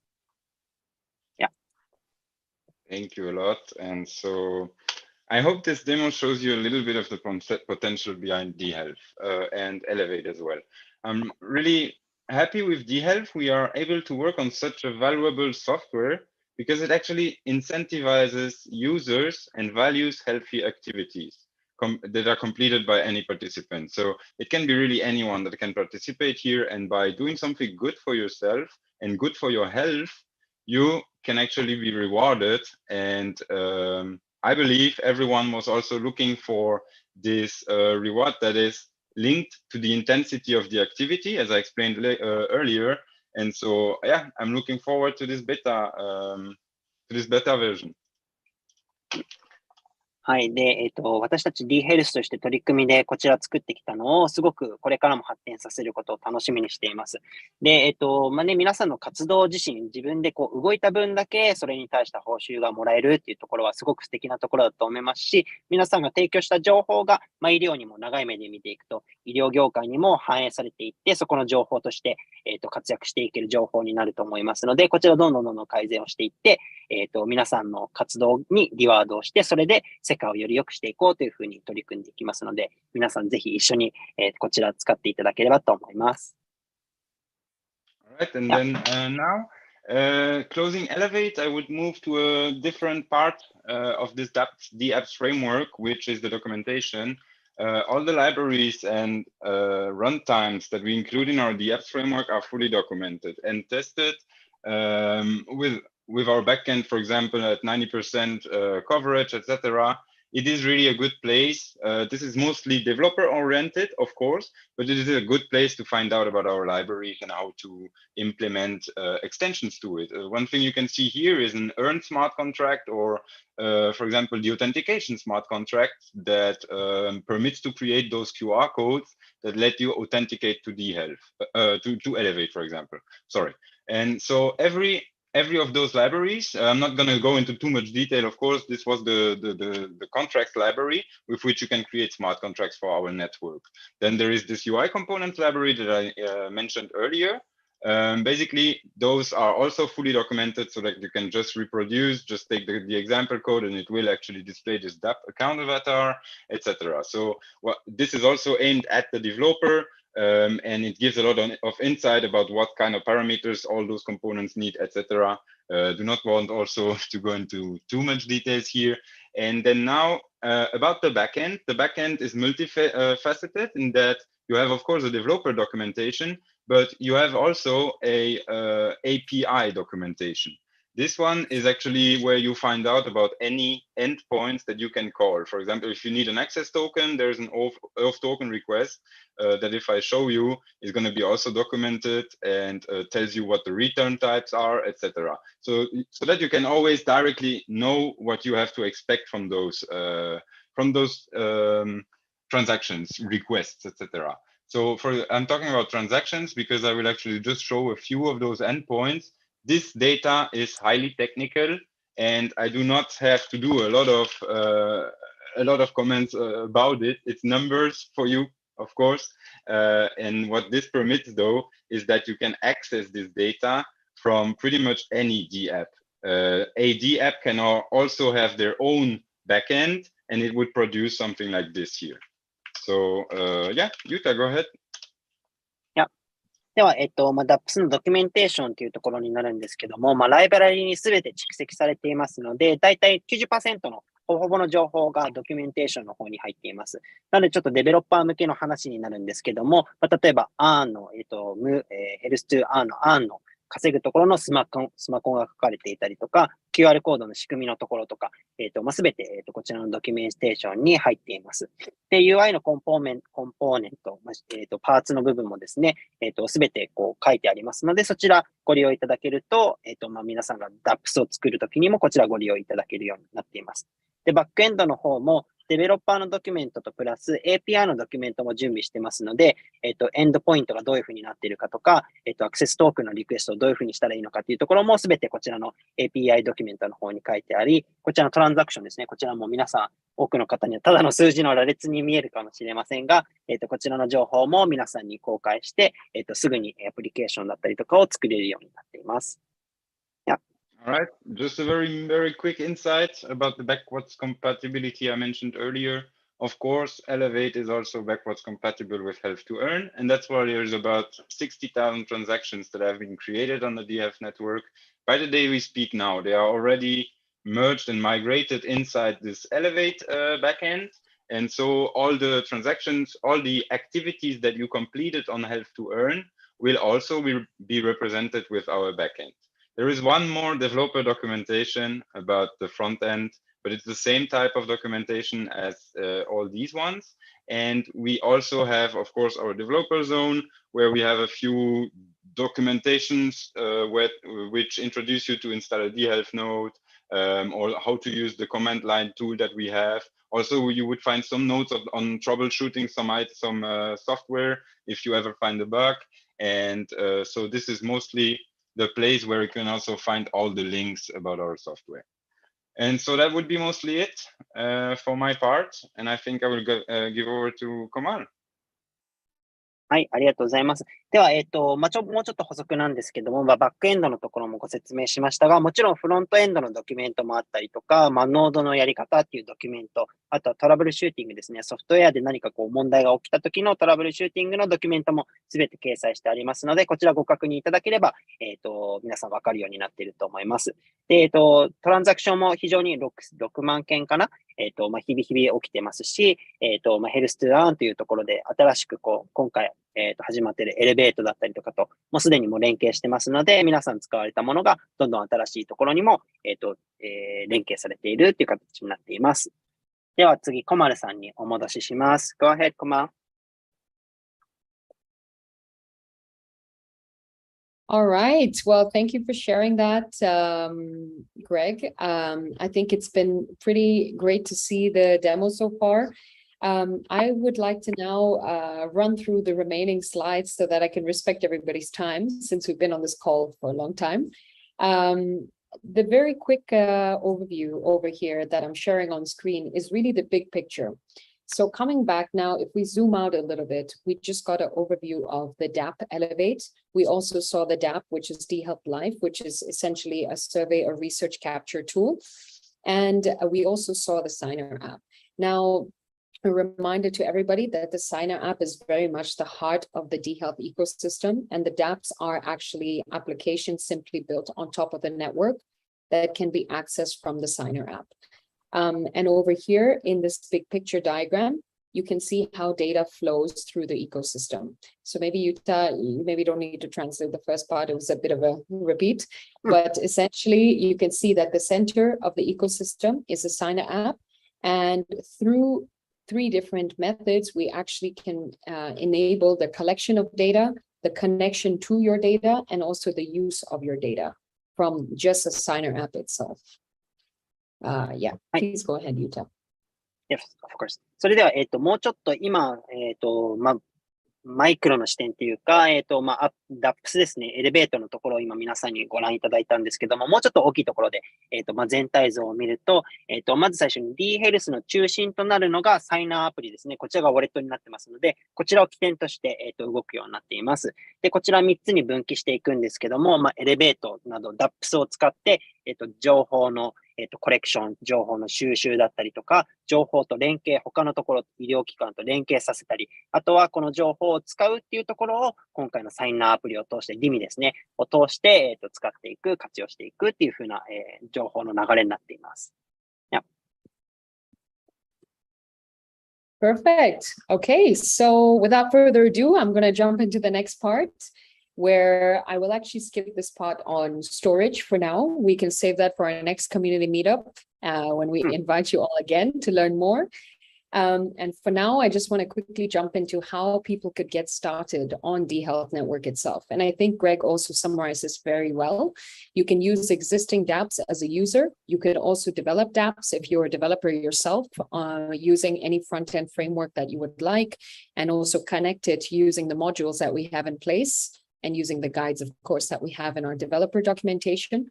Another way you can get involved is by running and setting up your own node yourself. And of course, through earning DHP, through the dApps, and also through staking in the network as well. Yeah, maybe you can go ahead, Yuta. はい。では、ちょっと皆さん、時間も皆さんに長い間、ご参加いただいているので、ストレージのところは次回の、コミュニティミートアップのところに回したいと思います。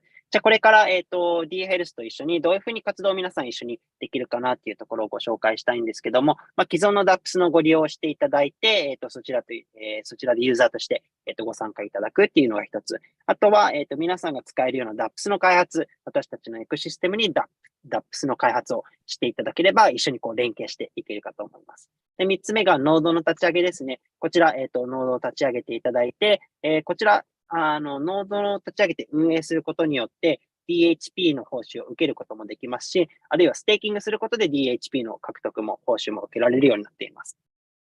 Yeah. Fantastic. All right, so without further ado, I'm just going to quickly jump into some of the benefits of staking.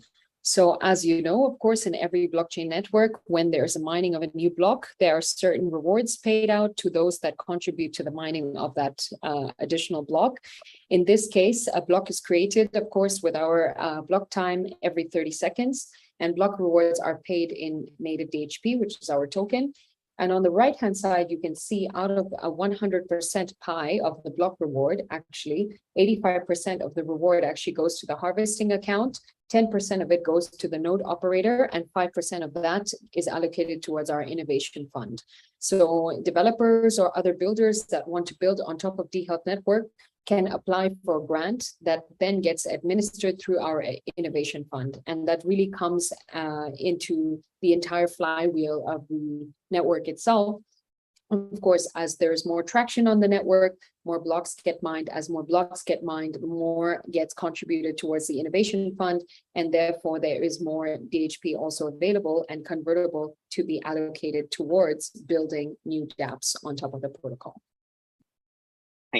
では、ステーキングを利用する利点というところで少し、まとめてお話しさせていただくんですけども、もちろんネットワーク、ノードとしてステーキングすることで報酬を得られることもできます。で、30秒ごとにブロックが、もうどんどん作られていくので、こちら、DHP の報酬を、皆さんで、分けていくというふうになるんですが、報酬はネイティブトークンの DHP。で、80% が、ハーベストしてくださった皆さんに、還元と。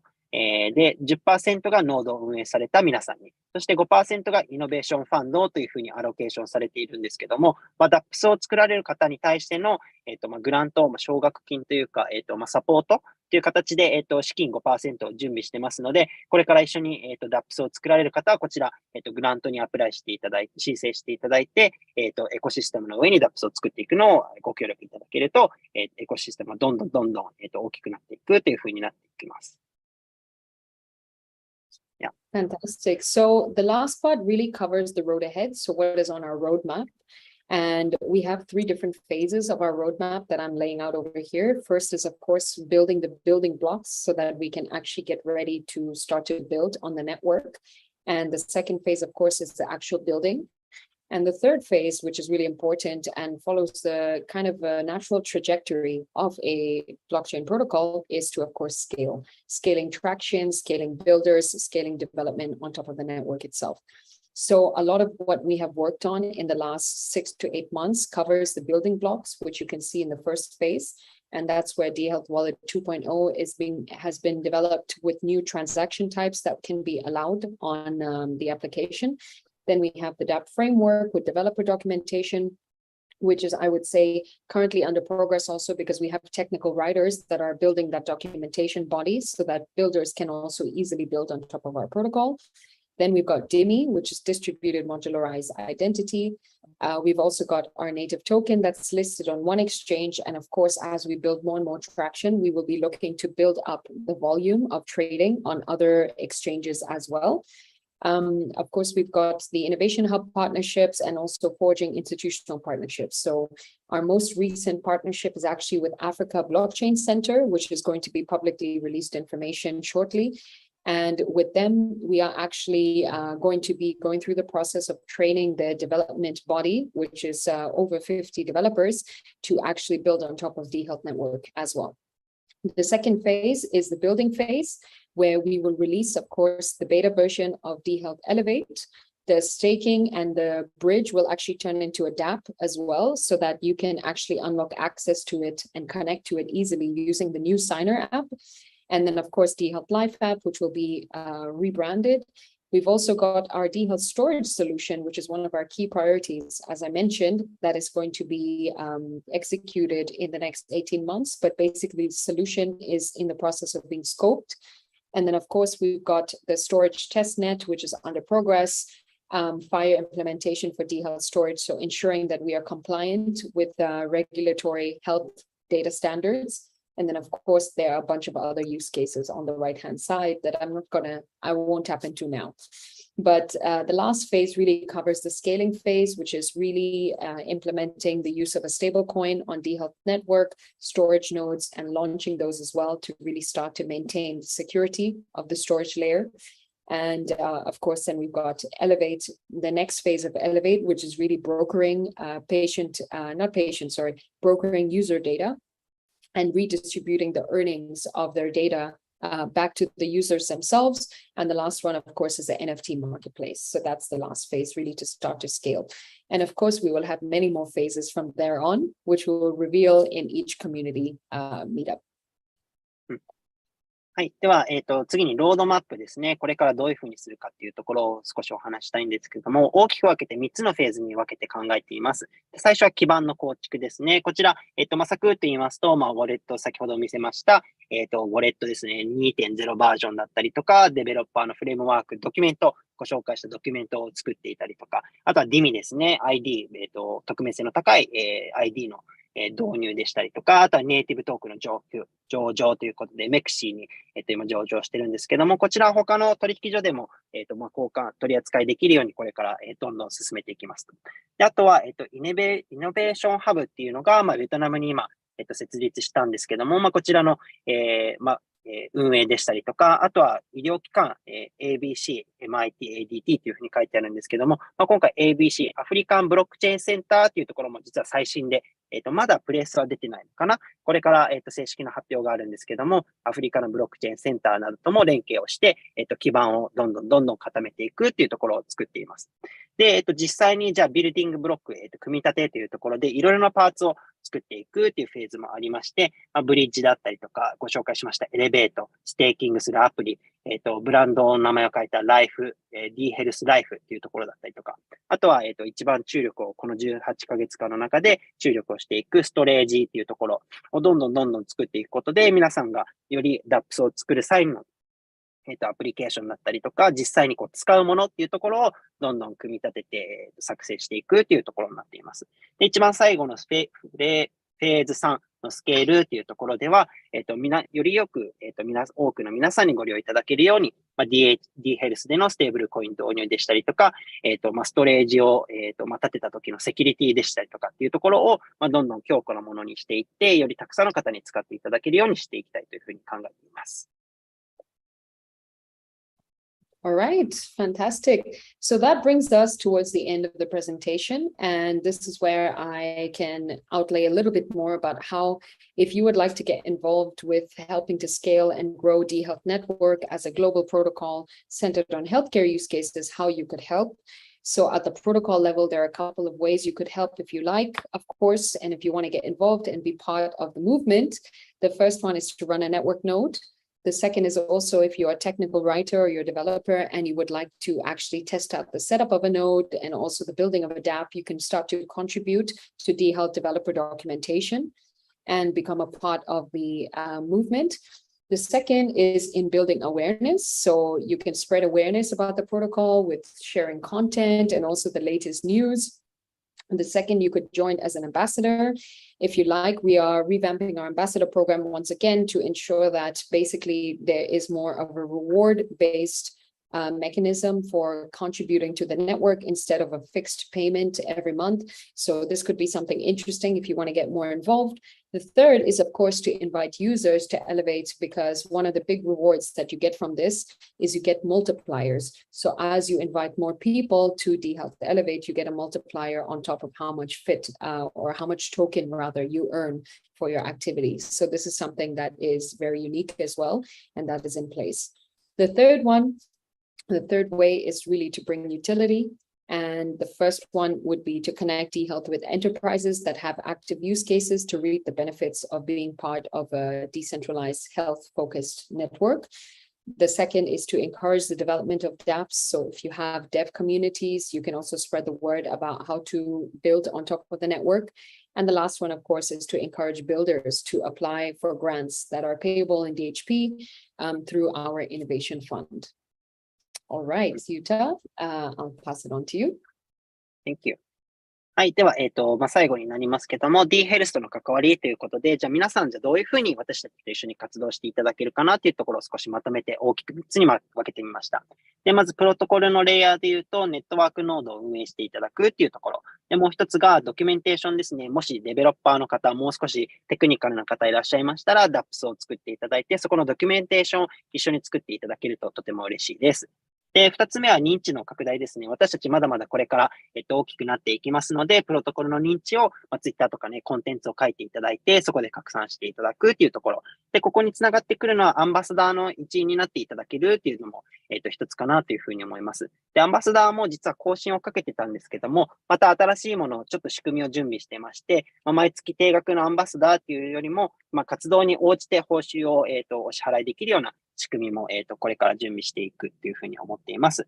で、あと、最後の認知の最後3つ目になるんですけども、エレベートの紹介というところで、こちら、ベータ版をリリースした後に、こちらのエレベートのユーザーを獲得どんどんしていただくと、ご自身のアカウントでのフィット、トークンの、リワード報酬がどんどん大きくなるということもありますので、いいなと思った方は、こちらのエレベートの紹介をご友人の方、周りの方に、どんどん認知拡大と合わせてお勧めしていただければと思います。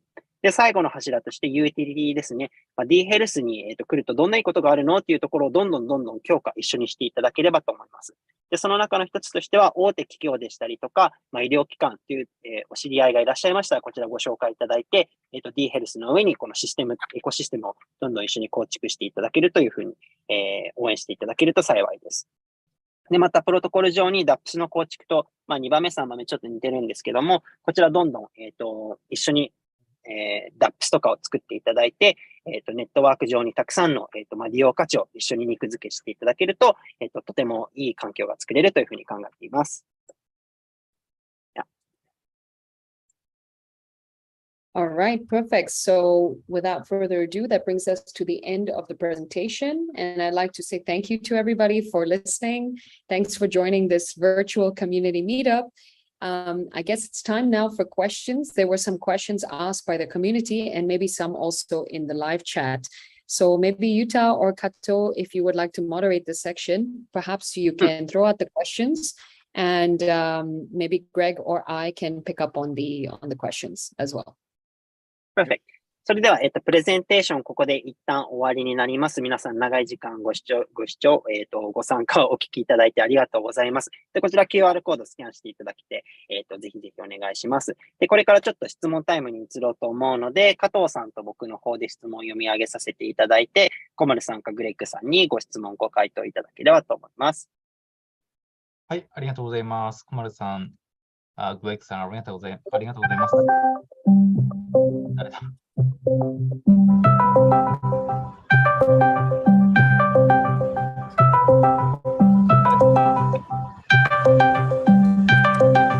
Is your phone ringing? perfect. 小丸さん、ミュートにしたら音だと思った。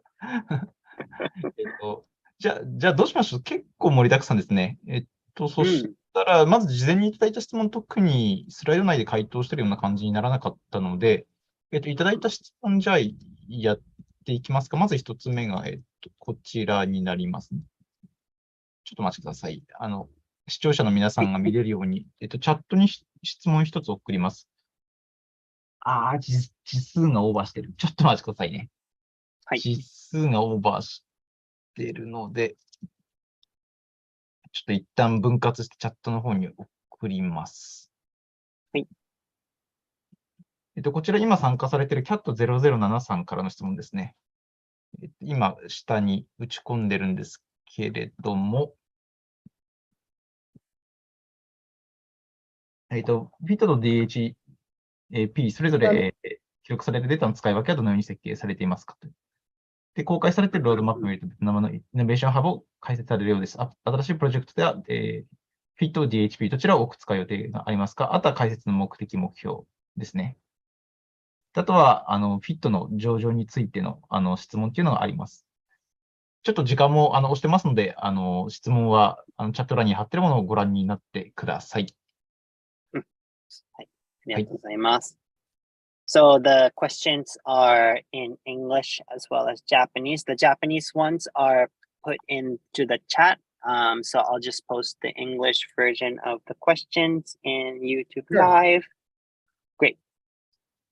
加藤さん、英語版もチャットにお願いしていいですか ?YouTube ライブの方に。外国の方もいらっしゃるので。Yeah, go ahead, Komal. Sorry. Okay, so I'm just reading the question here, which is how is data recorded in FIT and DHP designed to be used differently?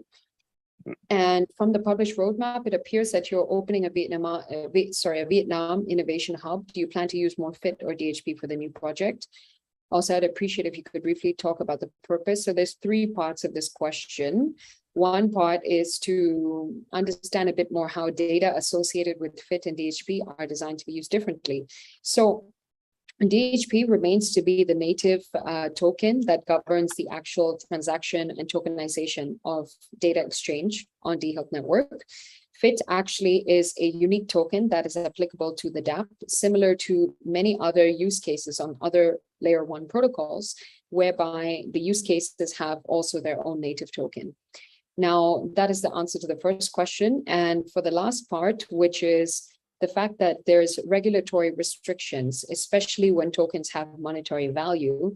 This is an interesting one because at this stage, our primary goal from the management side is to build traction and use of the actual token in-app. And the way that we do that is by creating a circular economy within the application. So if you earn token for your activity, and we work with partners to actually give you promotions as a user, the goal there is for you to use the tokens that you earn from your activity for the redemption of those promotions and those activities. And the whole purpose of that is that you create stability within the tokenomics within the ecosystem itself. And the monetary value of FIT itself and the tradability of it is not something that we are considering at this stage. But given traction, we can explore these opportunities and this option at a later stage. So this is not our priority at the moment. Maybe, Yuta, are you translating by voice? Okay, go ahead. I will also comment on the first question, maybe a little bit. Yeah, of course, you can add. It was pretty short. All right. Yeah, about also this first question, I think how you can then use FIT, the main difference with other Web2 projects would really be that you actually own the data. And so whatever data is recorded using the FIT tokens, you are the owner of it. And that permits really new use cases for this as well. We are working with institution partners to also permit them to work with you and request, for example, consent about specific data sets so that you as the owner of data can share parts of your data without sharing all your data or personal health information, for example. So this is also, I wanted to comment as it's a use case for this record of data. Yeah. ありがとうございます。Thank you. じゃあ最初の質問にご回答させていただくと、DHP はネイティブトークンなので、dHealth Layer1 としてのネイティブトークンになります。なので、こちらがトランザクションに使われるトークンです。で、FIT は DAPS 内での、トークンになりますので、そこが、大きな違いになりますね。で、こちらアプリケーション内、エレベート内でのFIT トークンという形になりますので、このアプリケーション、DAPS 内で、動いてそこの認知をしてもらって、でそこで、得られるFIT トークンになります。で、その中で、そのアプリケーションの中でブランドとの連携とか医療機関との連携があって、リワードだったりとか、ディスカウントのオファーとか、プロモーションが来ると思うんですけど、FIT に関しては、そのエレベートの中での、リワードとの交換とかっていうところに使っていただけるっていうふうになります。はい。で、グレッグさんから補足であったのが、こちらのFITとして、報酬を受けたこのデータっていうのは、皆さんに所有権があるっていうところがキーになりますので、ブランドとのこの連携とか医療機関との連携っていうところで、個人一人一人がその医療機関やブランドとの情報の提供をどうするかどうかっていうところを決められるっていうふうになってますので、そちらも、補足としていただいていました。で、その国によって、そのレギュレーションとか法律っていうところの2つの質問の回答になるんですけども、一旦この FIT のトークンに関しては、金銭的なね、バリューが出てきたときにはちょっと規制がかかるよっていうところもあると思うんですけども、こちら FIT トークンに関しては一旦上場っていうところは考えていなくって、DAPS の中、エレベートの中でのエコシステムの中で、流動性というか、リワードをもらって、それを使って、企業とか、医療機関とかスポーツチームからのリワードと交換していくっていうところの、流れをどんどん作っていくっていうところに、まず第一の重きを、置いています。なので、他のトークンとそのフィットを交換するっていう、そういった形の流動性は一旦チームの中では検討していないというふうな回答になります。Thank you. 今の質問で、フィットと DHP へのスワップ対応は予定していますかっていうふうな類似の質問が来てるんですけど、これはしないということでよろしいですか？ So they have a quick question from the comments, I guess. So is there going to be a swap function between DHP and FIT? Is that in the roadmap at all? Not necessarily, but for those who use Health to Earn 1.0, there will then be, of course, a swap mechanism, because those are the users that will need to be able to migrate their earnings from the activity already provided. With that being said, this is once again not the primary priority at this stage, but those that have earned DHP, of course, will not be forgotten in the next releases of Elevate. If I may also add a comment, is that we have the dHealth bridge as well that definitely is able to permit swap functionalities, as we've done with the Ethereum version. We also are able to switch to swap FIT using DHP. The beauty of this is that it uses out of the box network tokens, and so exchanging a DHP for another FIT is really already possible if you interact privately, for example, with someone, etc. So creating swaps is definitely also already possible, but with some technical capacities, I would say, and support maybe from other people. Yeah. ありがとうございます。端的に申し上げると、今のところはないっていうふうになっています。ただ、ウォレットの今 2.5、2.0 かサインアプリになったので、そのファンクションはないんですけども、今までやってた方は、少しそういった似たような、動きがあったみたいなんですけども、新しい 2.0 になってからは、一旦ないということになっています。ただ、グレッグさんからの補足の中で、DHP ブリッジっていうところも、今、構築、しているというところもありますので、FIT と DHP のスワップも、技術的には実際にはできるっちゃできるっていうところにはなるので、すごく頑張って勉強すればできるところにはなるんですけども、一ユーザーとして、すぐ今日やろうっていうところになるとちょっと難しいかなというふうには思います。はい、ありがとうございます。じゃあ次の、事前にいただいている質問2つ目ですね。なぜロッシュのホームページの取り組みに、が掲載されていないのか、掲載されていないでしたらすみません。これは dHealth の取り組みがロッシュのページに掲載されてないっていう話ですかね。So a question that we have from the community, another one is that the dHealth's what's it called, initiatives are not on the Roche's website. We know that you've been working with Roche and a lot of the works has been done together, but it seems like there's not a mention about dHealth on the Roche side. Is there a reason for that?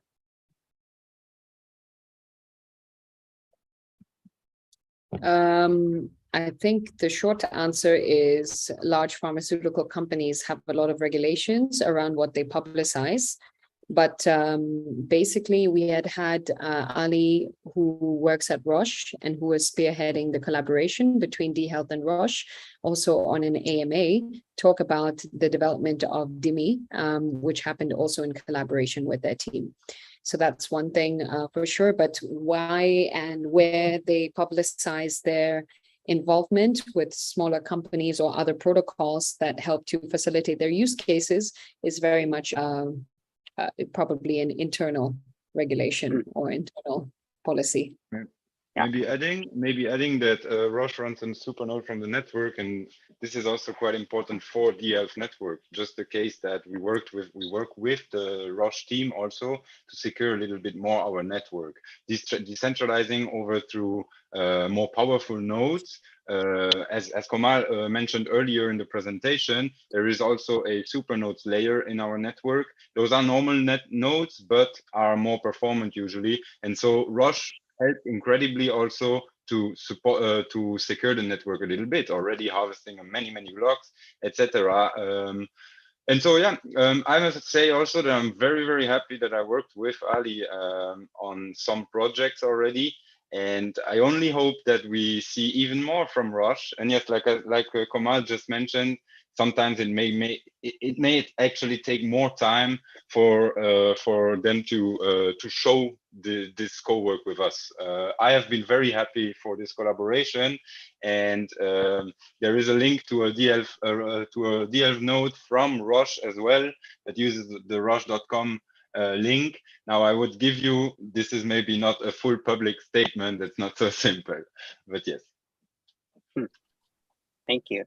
端的に答えると、それはロッシュさん側の、回答、質問になると思うので、dHealth 側からなぜ掲載がないのかっていう理由は言えないんですけども、実際にアリさんっていう方がロッシュ社の方の、インターナルの方にいらっしゃって、アリさんとdHealthと、すごく連携をして、お仕事をされているという、連携の架け橋になっていただいているんですけども、以前ありました、AMA、DIMI に対しての AMA でもアリさんもご登壇いただいてますので、ロッシュとしてもすごく連携は実際にしているということであります。で、かつ、スーパーノードとしてロッシュ社が、活躍していただいているというところもあって、このスーパーノードっていうのは普通のノードと比べて、よりキャパシティが大きくて、ネットワークとしても、セキュリティとか、安定性を担保するにもすごくお世話になっている、スーパーノードの運営をしていただいてますので、それを、加味すると、ロッシュが隠しているっていうところではないとは思うんですけども、すごく連携はしているんですけども、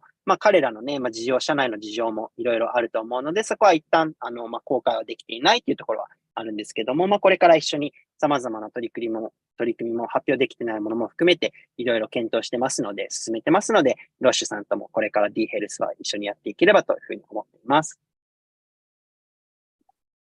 はい、ありがとうございます。じゃあ続いて、事前にいただいている質問の最後ですね。これいい質問だなと思います。企画についてになりますね。今、チャット側の方にも打ちます。I'd like to very quickly just touch on some of the community questions prior to the event. I just want to go through them very quickly. One of them was, what is Elevate? And I think we answered that one. Fit tokens as well, we spoke about. The NFT marketplace is also something we had addressed. Then we have, does a new mobile wallet support Japanese? And the truth is, it is within the settings function. It's just in the second release that we will have, the Japanese translations for all the different features. But definitely, we prioritize and value very much our Japanese community, which is why we have also allocated resources towards ensuring that we are accessible to this community as well. はい。では、コマルさんの方からも事前にいただいた質問をちょっとカバーしたいと思うんですけども、今までもらってたエレベートは何かとか、フィットトークは何か、マーケットプレイスっていうところは、プレゼンの中でカバーできたかなと思うんですけども、日本語ですね、新しいサインアプリで日本語はありますかということで、画面共有にもあった通り、セッティングの中で日本語っていう選択肢あります。で、こちら、セカンドリリースの方で、ローンチ予定ですので、もうしばらくお待ちいただければと思います。で、私たちにとって日本のコミュニティっていうのはとても、大切にしたいというふうに思っていますので、こういった、日本語でのコミュニティミートアップだったりとか、私たちのリソースも、日本のマーケット、日本のコミュニティの皆さんのためにですね、大きく、割いているっていうところもありますので、日本のコミュニティの皆さん一緒に dHealth を応援していただけるととても嬉しいです。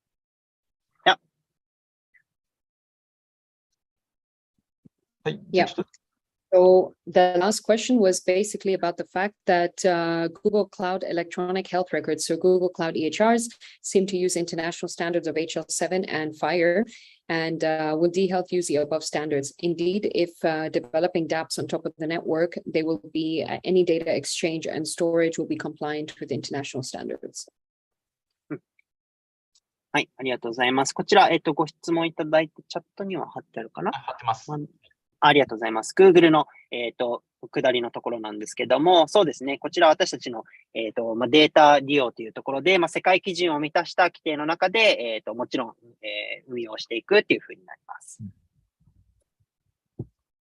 Okay, fantastic. So if there are no other questions, thank you everybody. How you say it in Japanese, which is arigato gozaimasu. To everybody, and we look forward to seeing you at our next community catch-up. Thank you for allocating 2 hours of your time. Your time is valuable, and we appreciate you tuning in to the roadmap of dHealth. We hope to see you guys get involved soon.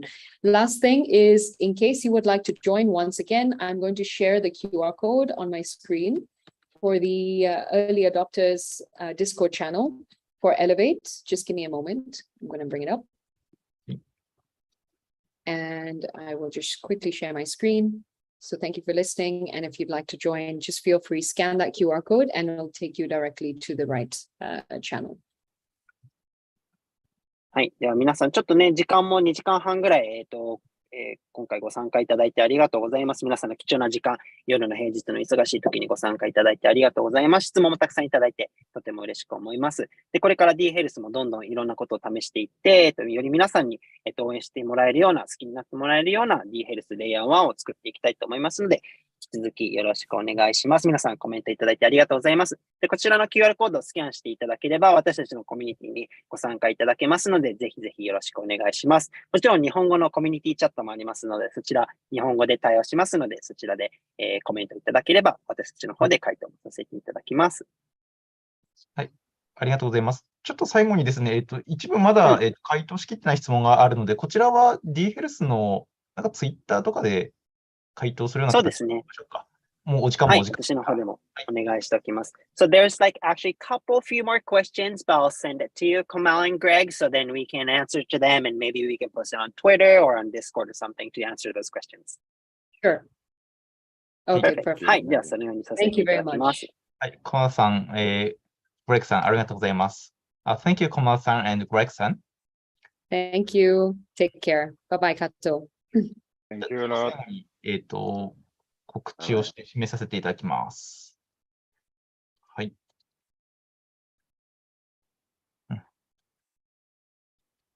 はい、じゃあ最後ですね、ちょっと軽いお知らせになるんですけれども、プロダクトハンターからのイベントのお知らせになります。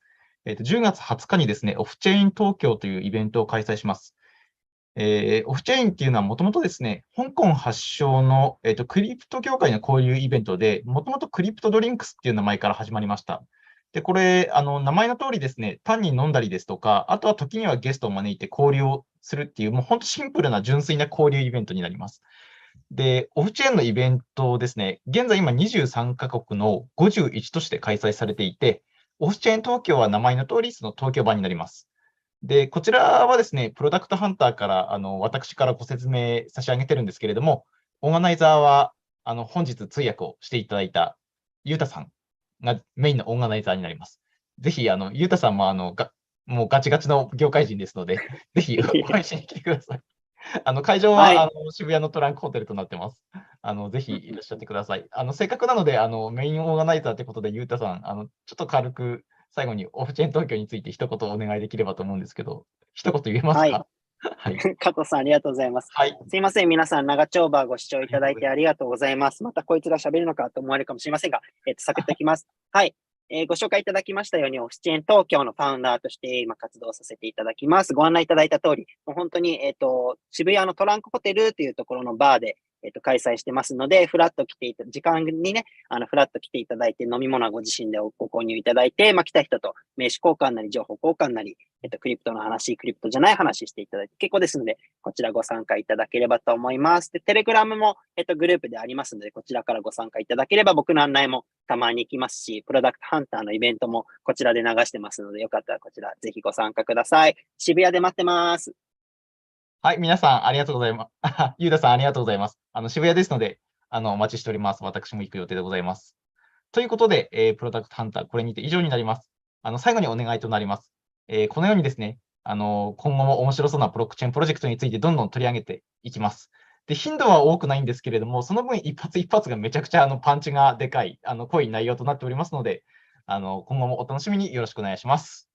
今回の内容に満足した方はぜひ、高評価、チャンネル登録よろしくお願いします。ということで、本日は長丁場ありがとうございました。ゆうたさんもありがとうございます。はい、ということで皆さん。ありがとうございました。はい。またよろしくお願いします。ごきげんよう。ごきげんよう。